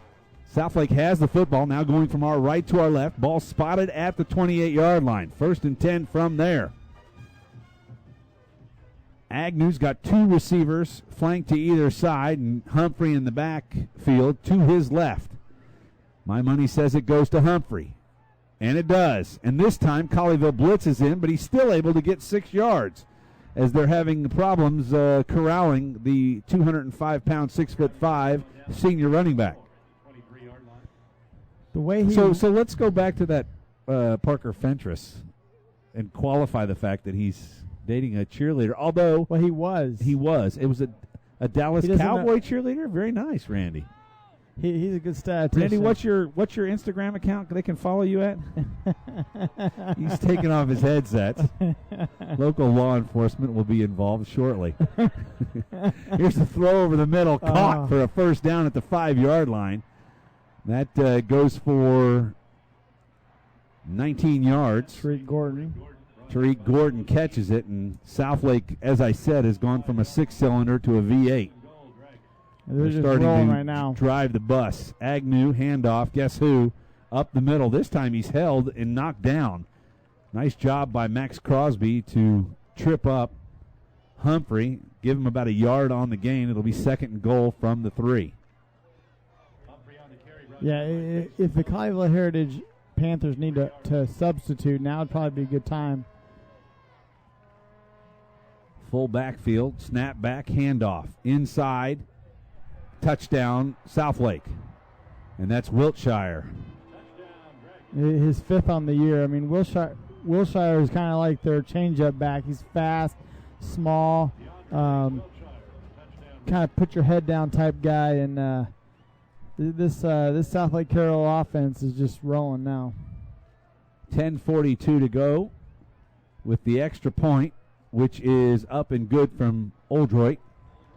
It's now a 35-23 lead for Southlake, and people around the state probably thinking that, that's more likely what we thought we would see out of the Southlake Dragons, who hope to run their record to 8-0. Yeah, the Colleyville Heritage Panthers had pretty much it's a 4-quarter game, and they fought pretty good for 2 of the 4, and now it's starting to get away from them. If they want to stay in this game, they're going to have to go down right now and score a touchdown, or it's going to look like it's going to be an uphill battle. But now, do I think they can? Yes, I do believe they can. It's just you need to score, and you need to score quick. But then you also need to get a stop. 23-20 halftime lead certainly put the fear of Chuck Kelly in the Southlake Dragons. But now they have turned it around to a 35-23 lead. That was a 4-play drive, 2 minutes and 10 seconds, and 76 yards. I'm not sure that any of Southlake's drives have taken over 3 minutes to score a touchdown when they've done so. And you can just tell that even after halftime, this Colleyville Panther defense has, well, let's just put it this way. Southlake is running on premium gas, and Colleyville right now is on unleaded. Oldroyd will kick off from the 40. Back deep is Philippi. Short kick. He put his hand up, and they're going to blow it. Now they're going to throw a flag as he continues to run. Not very smart there from Kevin Salinas as he actually put his hand up. Are they going to throw the flag for the delay or no? That's interesting. So he runs 40 yards down the field, and they're not going to throw a flag for a delay of game. 4:35 was actually the longest touchdown they're drive. thinking about this. Yeah. Did he throw his hand up, or did someone else? No, he went like this. He did the mini-me. Okay. You know, $1 million. Mini-me, short arm. If you could see it, I saw him do it. He kind of threw it up and pulled it down real like quick. This? Yeah, it was a little.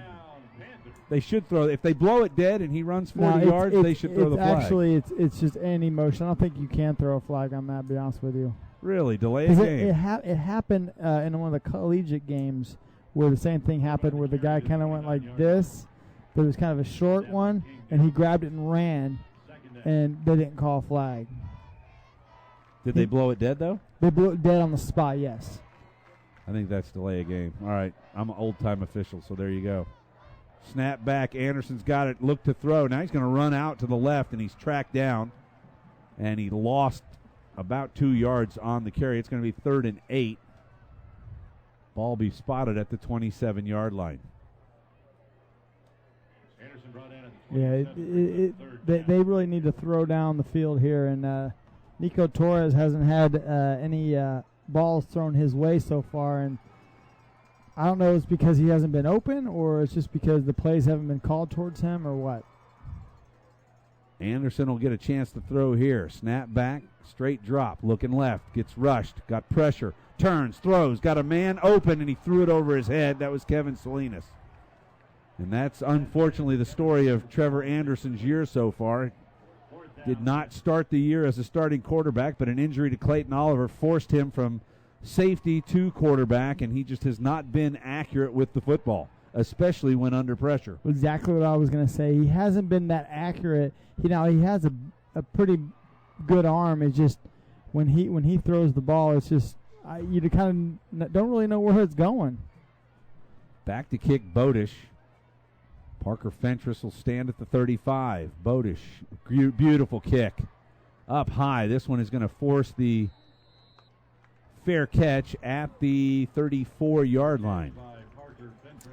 Like I said, I never see his fair catch, and maybe I watch the guy when he punts, and then I look over, and I never see a fair catch. As soon as the ball comes off the foot, I think he throws up the fair catch. I think when he snaps, he starts fair catch. We think their offense is fast. Look at their fair catch on the punt team. Randy, we're going to task you with trying to find out if they actually call it or the officials give it to him because he says, "Sir, may I have a fair catch here, please?" 4 receivers again into the pattern for Ryan Agnew. The only points put on the board, 14 of them by Southlake in the second half. Handoff inside. Humphrey breaks through to the 35 and then gets stuck in the back, and they'll blow that dead. They won't even get him to the ground, but a 6-yard gain, and it'll be 2nd down and 4. I like that they blow that dead because sometimes they won't, and then the offensive line will go and push him a couple more yards. And I think when he gets hit like that and stood up, you should blow it dead. Tell you, I'd like to see some pressure, just all-out full blitz when they're in a run situation. Well, Colleyville has gone to the 4 down linemen again. They got away from that 3 and then 5 defensive backs. That wasn't working. Yeah, it wasn't working. Agnew takes a snap, hands it off. Humphrey going right. Got room. Spins back to the inside. He's got 8 now, close to almost 10 yards on the carry as he's finally rolled down. We'll give him 8 and a 1st down out to the 45. That's more, well, I mean, they did give up 5 yards, but that's more likely to get him with those big guys up front. Same set from Southlake. 4 receivers will be in the pattern. Fentress, McGibney, on the near side. Tariq Gordon and Brooks Pannell. See, now they're running out the clock. See, this on is the right side. Exactly Well, it's a smart thing to do. Yeah. And what is it, a 40-second clock? Yeah. Goodness gracious. Seemed like they got 20 seconds before they even got the call. Humphrey going right. Cuts it back to the left, and 4 yards later, a pile of Colleyville Panthers jump on top of the Dragon. And the way and the speed these Carroll Dragons are going, these must be Dragons with wings. Yeah, and this is a fairly, Southlake's a fairly veteran team. They have a lot of seniors that are starting on this. Well, when you got 100 people to choose from, you should be veteran. Well, I'm just saying, like, sometimes your best players aren't usually always seniors. True. Or as they say, the kids say, word. Word. Snap back, handoff, coming left. That's Humphrey to the 50. Turns the corner to the 45 and drugged down out of bounds at the 43-yard line by Jared Crouch. Now, they do have some juniors on the offensive line. They have 3 juniors on the offensive line: Lucas Tribble, Anton Ezard, and Chase Sanford, and all the rest are seniors across the front with the wide receivers. Interesting. Yeah, I was going to say interesting going on. It looks like what was that big popular French movie over the summer? I don't watch a lot of movies. Oh gosh, with Valjean, Jean Valjean. What's it called? Somebody help me. Anybody in the back row? Jean Valjean. It's the French movie. You got me. Somebody, Randy, look that up real quick. Bull Durham. No. Gosh, No. I can't think of it. Had Hugh Jackman in it. Pass out to the right side. This is going to go for a first down, 10-yard gain. Nice block. Nice Brooks block Pannell on the by carry. Jared Crouch on Philippi. Philippi was there to make the tackle, and Crouch comes in. He got pushed by number 21. Les Miserables. Thank you. Somebody. Anyway. Someone has Google. As the band from the other side came galloping over, it looked like Les Mis about to happen here at Mustang Panther Stadium. I'm being told it's a gift exchange. Okay. we're in Ebola country here. I don't know what kind of gift you're going to exchange, but this is Ebola country, folks. Or as we affectionately called it over at the media compound, Elbola. It's the Elbola bump. Back to football, 5:55. Sammy Hagar would hate that time. He can't drive 55. As where do you come up with this stuff? I mean, it just comes to you, I guess. It comes to me. It just comes to me, brother. What can I say? Snap back. Agnew gives it to Humphrey going right. He'll pound forward for about 4 yards. Stop me if you heard this. Yeah, 5:25 to go, and Southlake continues to milk the clock. I wonder where that came from. Milk the clock? I'm just saying. I've heard it. I mean, I'm only copying what other famous announcers say. Milk the clock and Les Miserables in one football broadcast. Southlake continues to lead it, 35-23, under 5 minutes to go. Ball is spotted at the 27-yard line, 2nd and 5. Snap back Agnew. He's going to throw this time, running right. Will keep it. He'll get to the first down yard. Well, he may have gotten there. Slowed down as he got to the corner.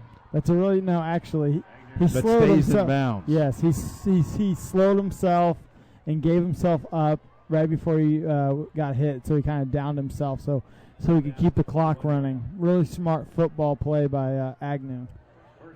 Really nice job by the Colleyville defense tonight, but unfortunately the offense not able to keep them off the field, and Southlake now starting to control this one. The whole second half has been controlled by the Southlake Dragons. And now we've got a stop in the clock with 4:13 to go in the fourth. This will be the 8th play of the drive that started at the 29-yard line.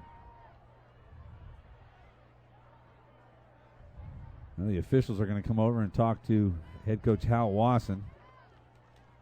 Not quite sure what this is about. He stayed in bounds, but if they gave him the first down, they certainly would stop the clock as the Southlake faithful are continuing to stay seated on the far side.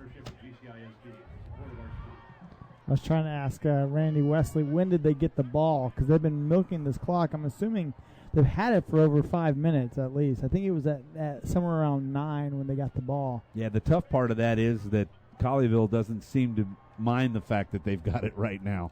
Not able to do much to try and stop the very powerful Carroll Dragons. Oh, now it's not functioning. Now it is. They set it back. Now it's running. Now it's not. The 40-second clock. Yeah, I'm not thinking that's as much a big deal, although Southlake wants to run it down as far as they can before they snap it. Now it runs 23, 22, 21. I'm going to assume, nope, they stopped it now. They asked the clock operator to turn it off.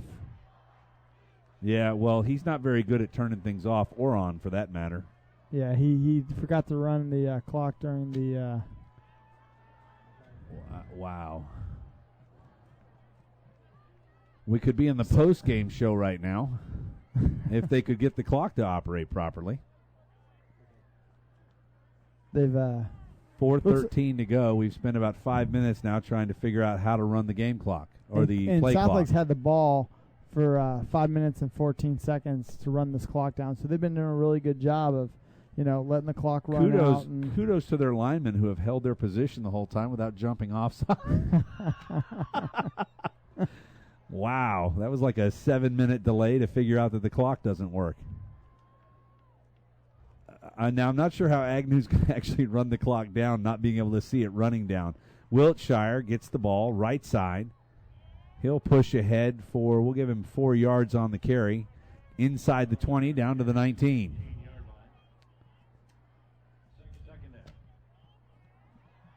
Goodness gracious. Shirts flying all over the place. We need that arm on the field. Max Crosby's going to check himself out.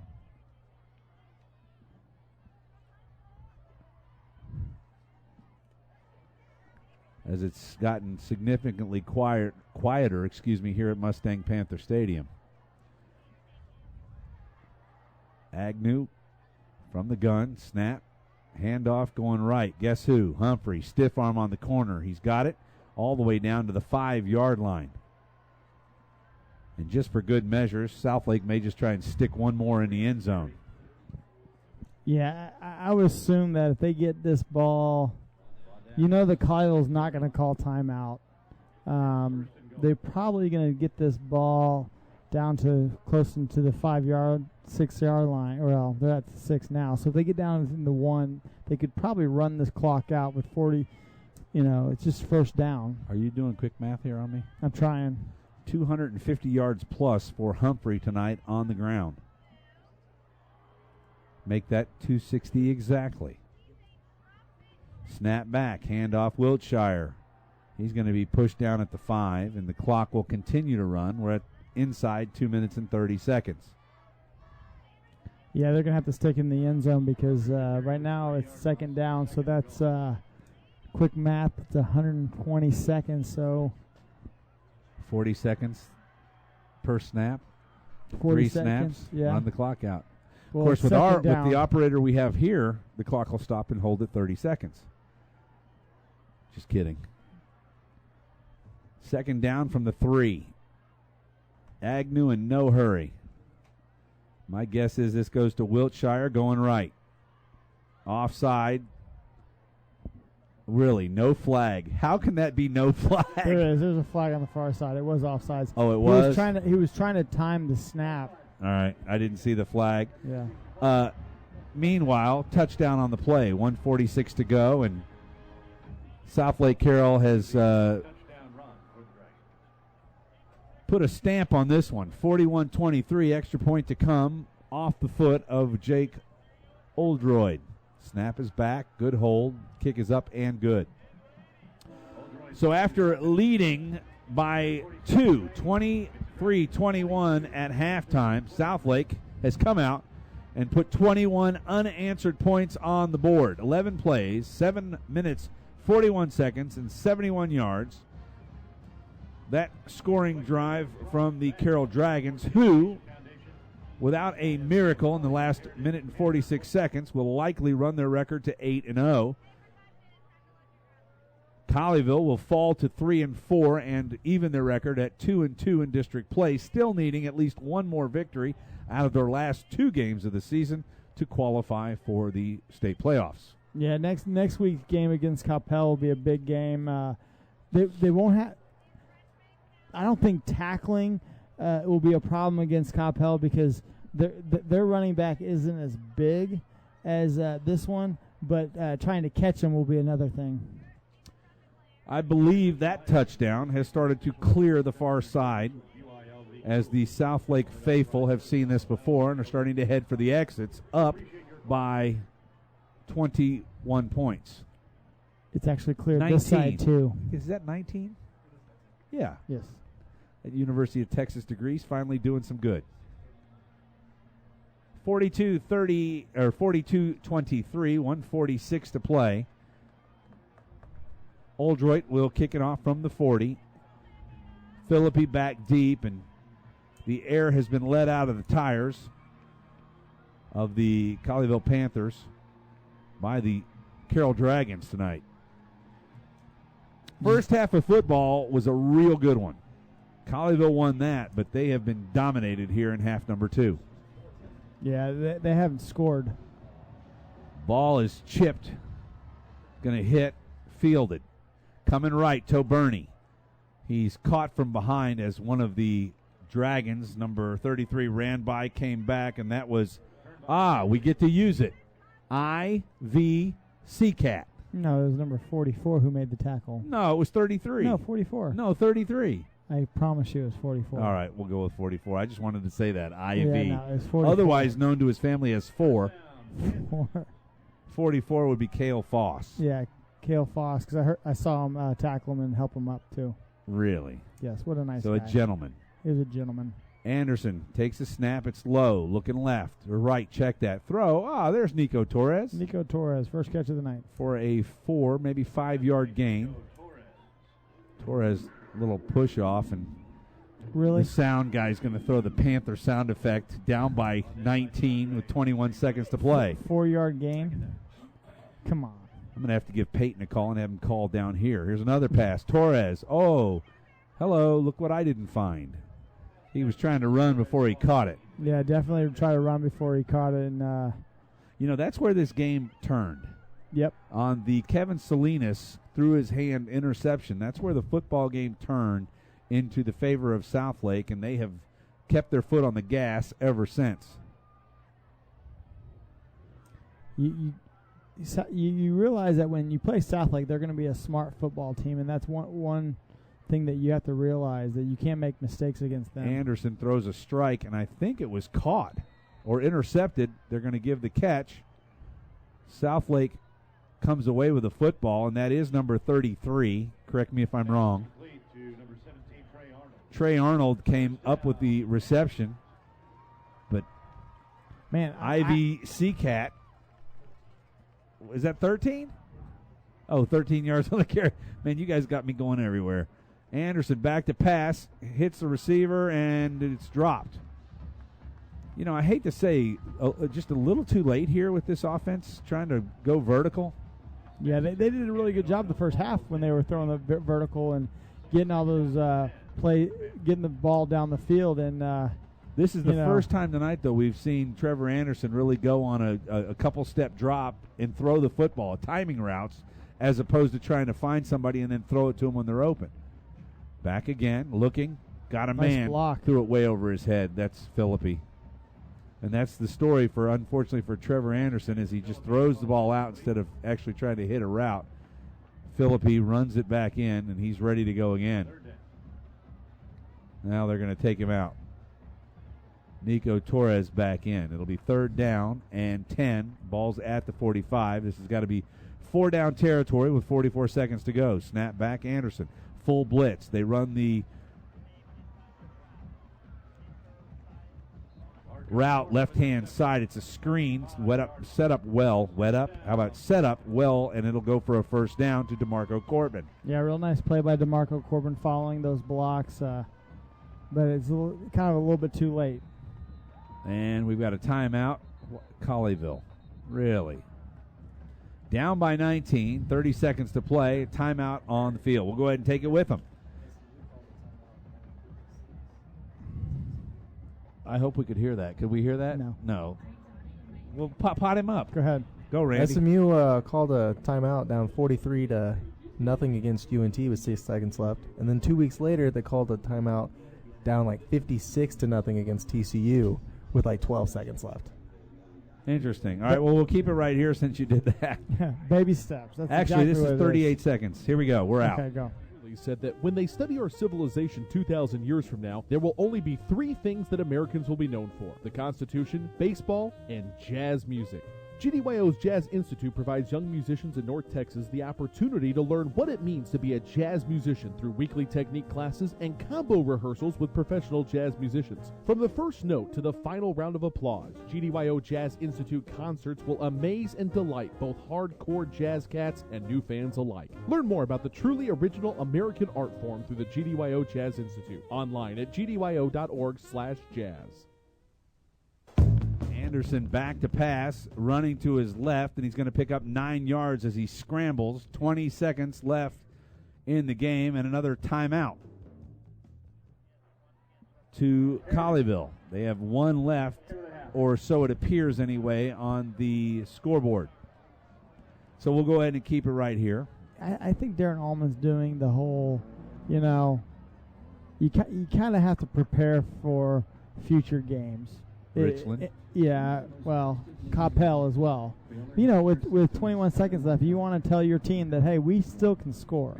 We've had a couple plays that didn't go our way in the second half, and that ultimately what helped the outcome of the game. But right here, if you score, it kind of leads you into next week, saying, hey, guys, confidence booster, it's the small steps.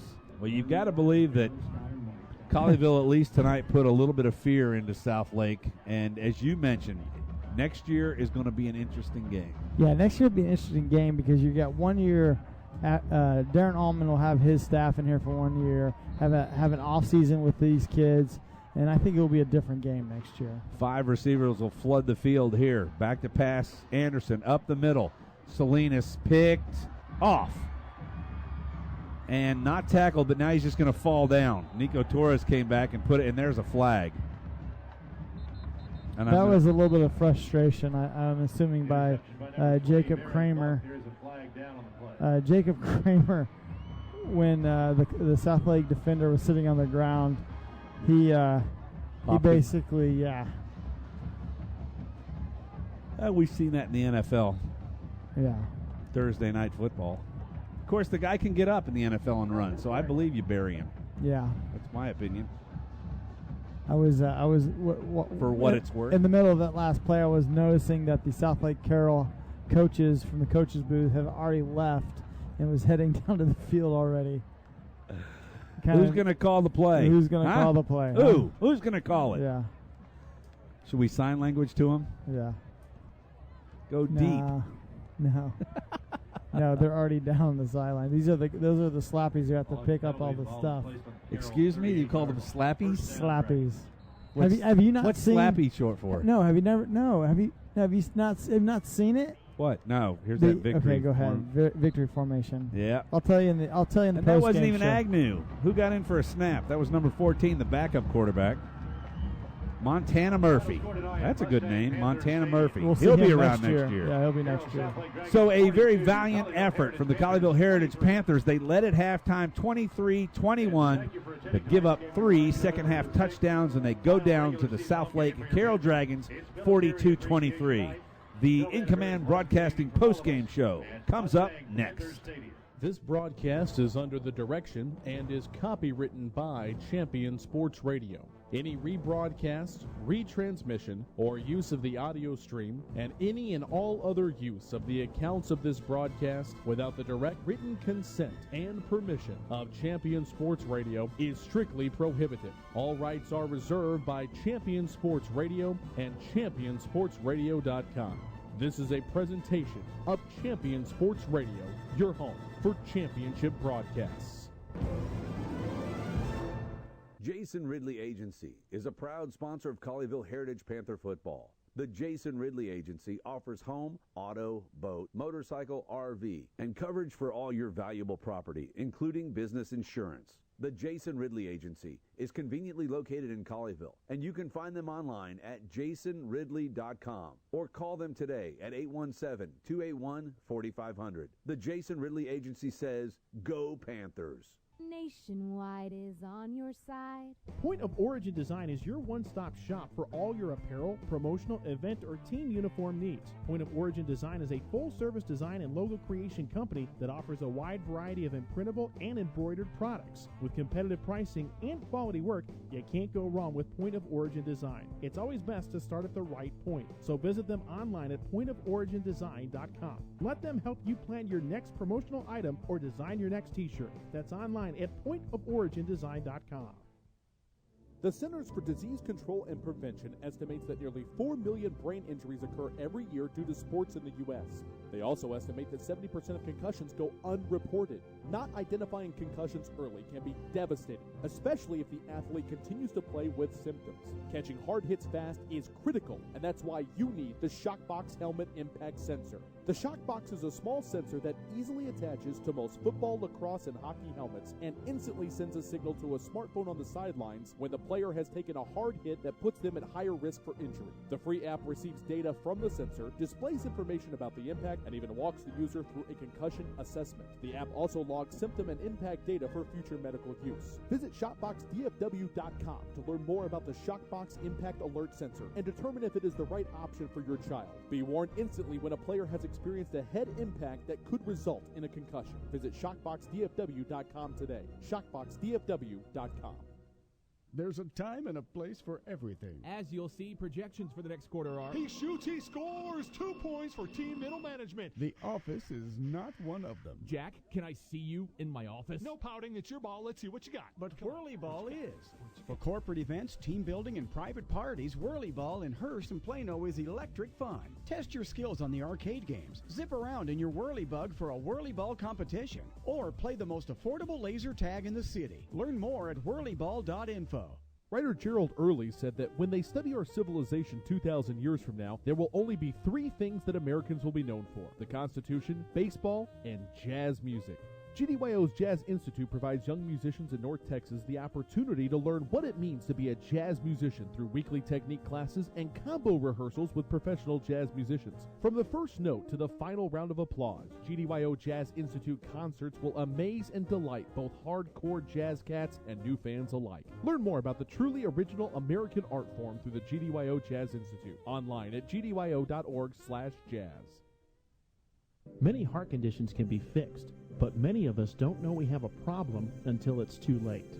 On April 2nd, 2009, Zachary Schraw, a 16-year-old sophomore offensive lineman, died of sudden cardiac arrest, the #1 cause of death among student athletes.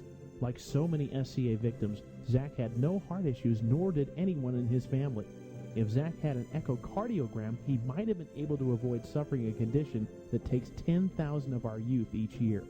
In his memory, Living for Zachary was formed to try and prevent SCA from taking the lives of youth everywhere.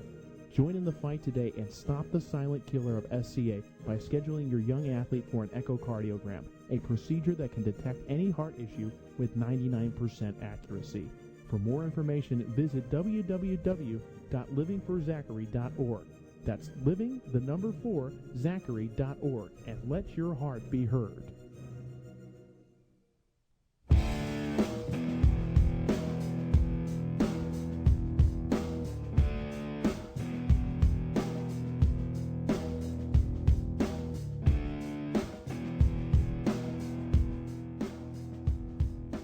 It's the In Command Broadcasting post-game show from Mustang Panther Stadium alongside Chris Beam. I'm Doug Branch in Southlake.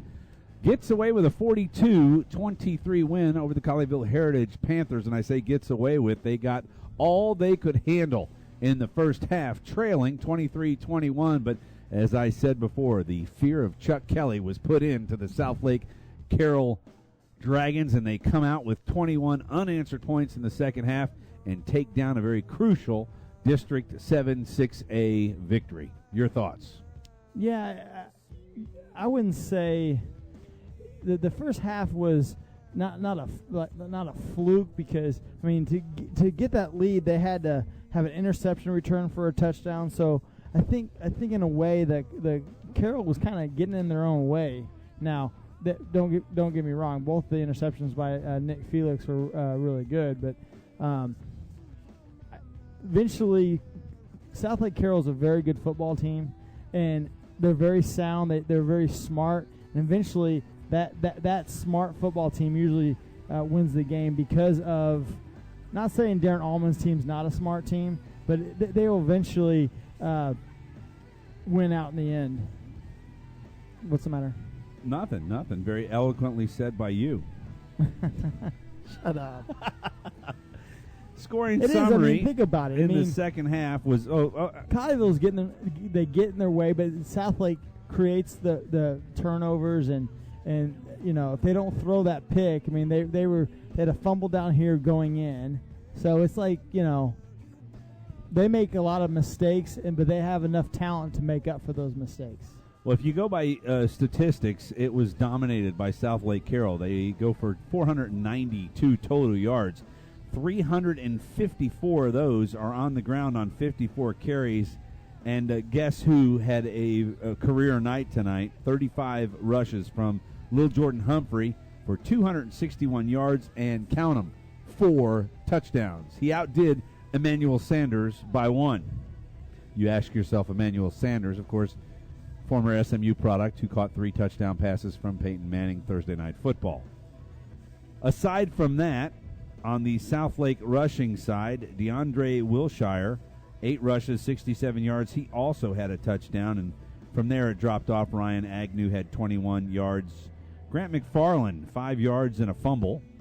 And Montana Murphy got no yards at the end as he kneels down. So those were your carries. Receiving yardage, Ryan McGibney, 8 receptions for 75 yards and a touchdown. Tariq Gordon, 3 for 53, averaging 17.7 a catch, very healthy. And Parker Fentress, 1 for 10. So really, if you look at it, the receiving side for the Southlake Dragons was not what they needed. It was all running, and it was Lil Jordan Humphrey, who in the third quarter with 3:17 to go was able to go 39 yards for the first score and give Southlake their second lead of the game. From that point on, they would not relinquish it, scoring 14 points in the second half on a DeAndre Wilshire 3-yard run and then a Lil Jordan Humphrey 3-yard run. So very strong on their part.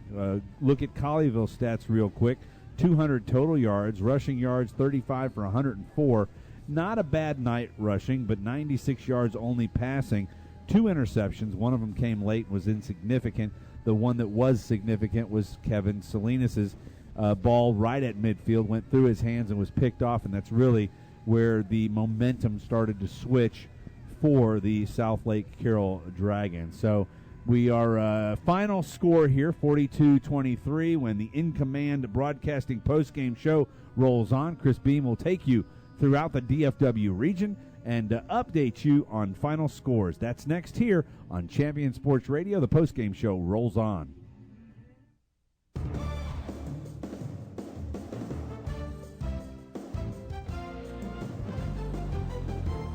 Jason Ridley Agency is a proud sponsor of Colleyville Heritage Panther football. The Jason Ridley Agency offers home, auto, boat, motorcycle, RV, and coverage for all your valuable property, including business insurance. The Jason Ridley Agency is conveniently located in Colleyville, and you can find them online at jasonridley.com or call them today at 817-281-4500. The Jason Ridley Agency says, Go Panthers!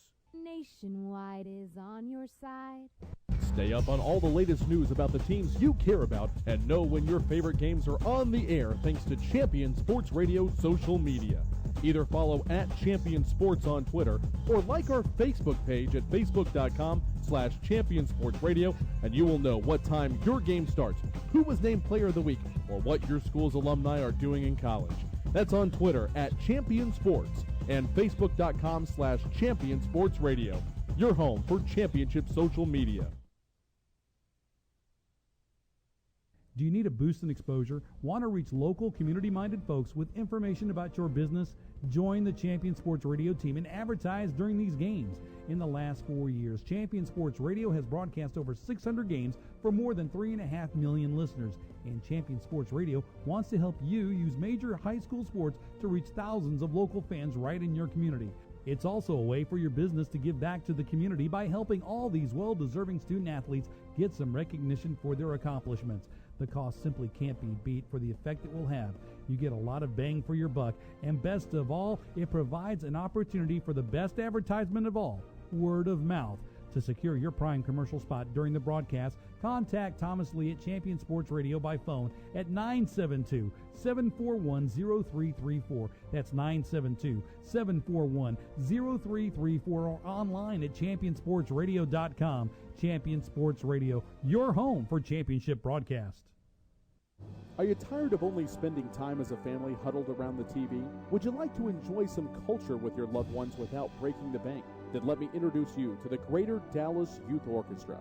The GDYO provides music education and performance opportunities for musically talented youth, but this is no kids' concert. The GDYO comprises 7 different ensembles made up of over 425 talented musicians ages 8 to 18, representing more than 50 communities in North Texas. You won't believe how amazing these ensembles sound until you hear it for yourself. So join them for one of their concerts at the Meyerson Symphony Center or Dallas City Performance Hall. For more information on how to make a donation, as well as a listing of upcoming GDYO concerts, visit gdyo.org.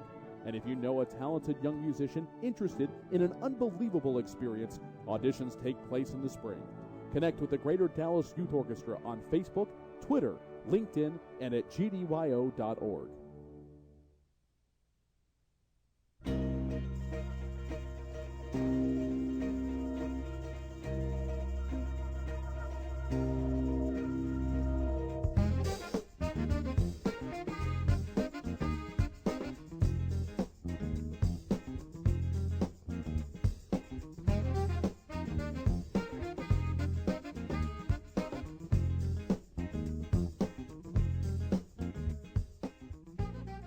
Back at Mustang Panther Stadium, it's a final score. Southlake Carroll Dragons 42, the Colleyville Heritage Panthers 23.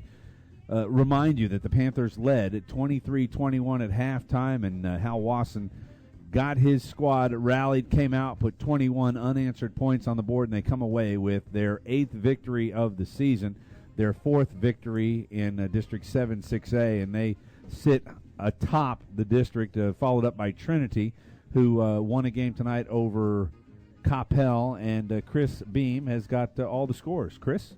District 7 6A, Coppell, as it refreshes on me. I hate that. Yeah, you're too long when you're sending it to me here. Yeah, whatever. Yeah. You're saying my throwing it to you was too long. Turn it off. Disable it.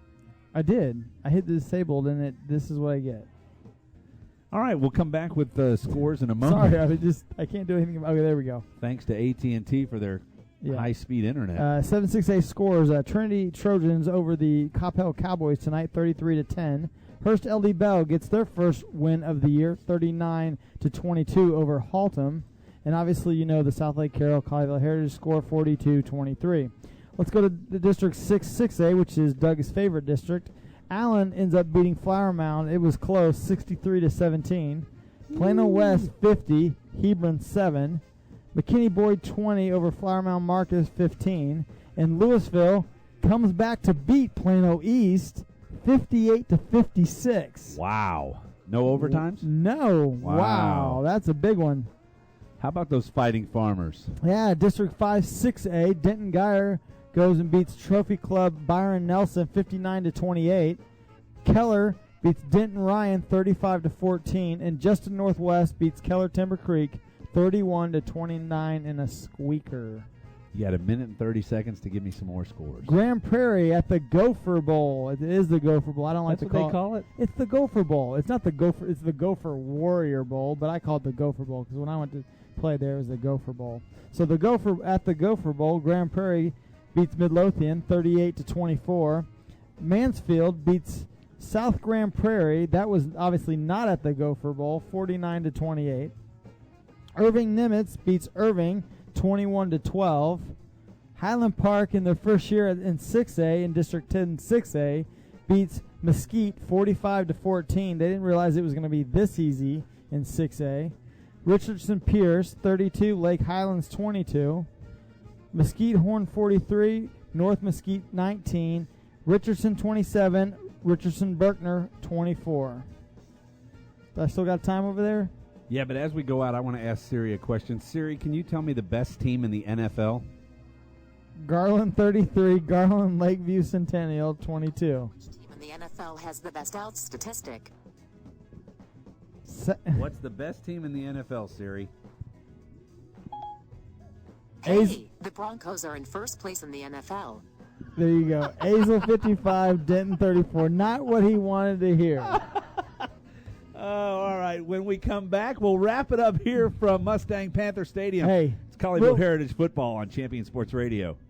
Jason Ridley Agency is a proud sponsor of Colleyville Heritage Panther Football. The Jason Ridley Agency offers home, auto, boat, motorcycle, RV, and coverage for all your valuable property, including business insurance. The Jason Ridley Agency is conveniently located in Colleyville, and you can find them online at jasonridley.com or call them today at 817-281-4500. The Jason Ridley Agency says, go Panthers.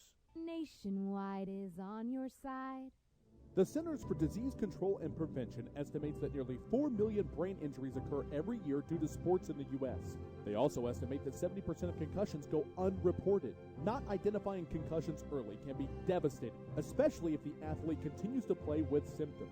Catching hard hits fast is critical, and that's why you need the Shockbox Helmet Impact Sensor. The Shockbox is a small sensor that easily attaches to most football, lacrosse, and hockey helmets and instantly sends a signal to a smartphone on the sidelines when the player has taken a hard hit that puts them at higher risk for injury. The free app receives data from the sensor, displays information about the impact, and even walks the user through a concussion assessment. The app also logs symptom and impact data for future medical use. Visit ShopboxDFW.com to learn more about the Shockbox Impact Alert Sensor and determine if it is the right option for your child. Be warned instantly when a player has experienced a head impact that could result in a concussion. Visit ShopboxDFW.com today. ShopboxDFW.com.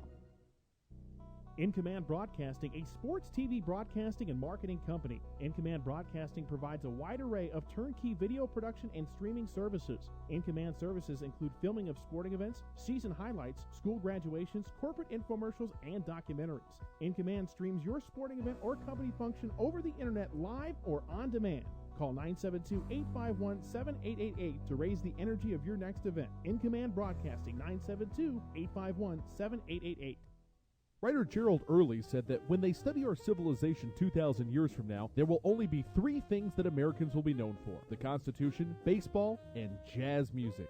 GDYO's Jazz Institute provides young musicians in North Texas the opportunity to learn what it means to be a jazz musician through weekly technique classes and combo rehearsals with professional jazz musicians. From the first note to the final round of applause, GDYO Jazz Institute concerts will amaze and delight both hardcore jazz cats and new fans alike. Learn more about the truly original American art form through the GDYO Jazz Institute online at gdyo.org/jazz. There's a time and a place for everything. As you'll see, projections for the next quarter are... He shoots, he scores! 2 points for team middle management. The office is not one of them. Jack, can I see you in my office? No pouting, it's your ball. Let's see what you got. But Whirly Ball is. For corporate events, team building, and private parties, Whirly Ball in Hearst and Plano is electric fun. Test your skills on the arcade games. Zip around in your Whirly Bug for a Whirly Ball competition. Or play the most affordable laser tag in the city. Learn more at whirlyball.info.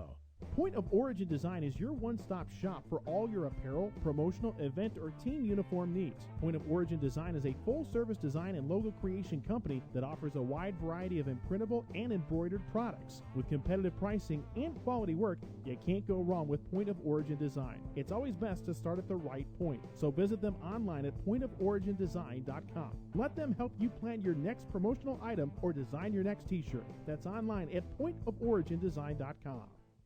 I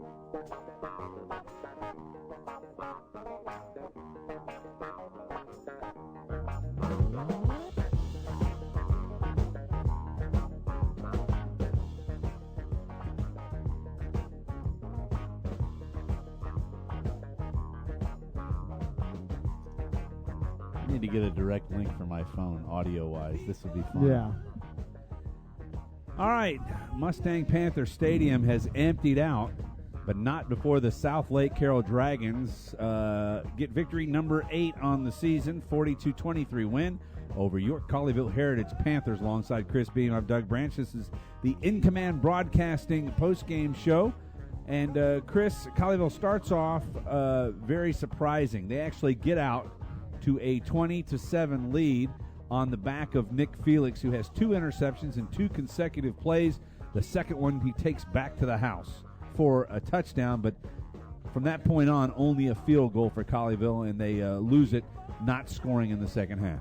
Yeah, I think at one point you can't be satisfied with a big play like that, and you know everybody's jumping all for joy that you're beating Southlake at halftime, but you need to have that killer instinct. And I think over time, Darren Allman's going to teach this team how to have a killer instinct and come out the second half and just take the game over. And obviously Southlake knows how to do that, and that's exactly what they did tonight by scoring 21 unanswered points to come to a 42-23 victory. Well, as I said during the game, obviously Colleyville, when they pulled up to the gas pump, they got unleaded. And we all know Southlake, they get nothing but premium, and that was the difference in tonight's game, as they were able to really keep the pressure on in the second half. And you could see, unfortunately, the Colleyville Heritage Panthers outmanned just a little bit depth-wise, and the difference in this game is just that. Yeah, the difference is that Southlake has a nice, a powerful team over there, and they showed it in the second half that they were going to run the ball. They were going to run the ball at will, and they were going to have their running back run for over 260 yards, and have 8 straight games with over 100 yards. So let's see if DeMarco Murray can top that this weekend. All right, a reminder, we're back on Champion Sports Radio next week from Buddy Eccles Field, otherwise known as Cowboy Field. Cowboy Stadium. Yes, at Buddy Eccles Field. At Buddy Eccles Field. Never been there, but I'll be there. We'll be there. Join us. For Chris Beam, for Randy Wesley, for everyone who's been a part of this one, we thank you for listening. Final score, Southlake 42, Colleyville 23. We'll see you next week. Thanks for joining us on Champion Sports Radio.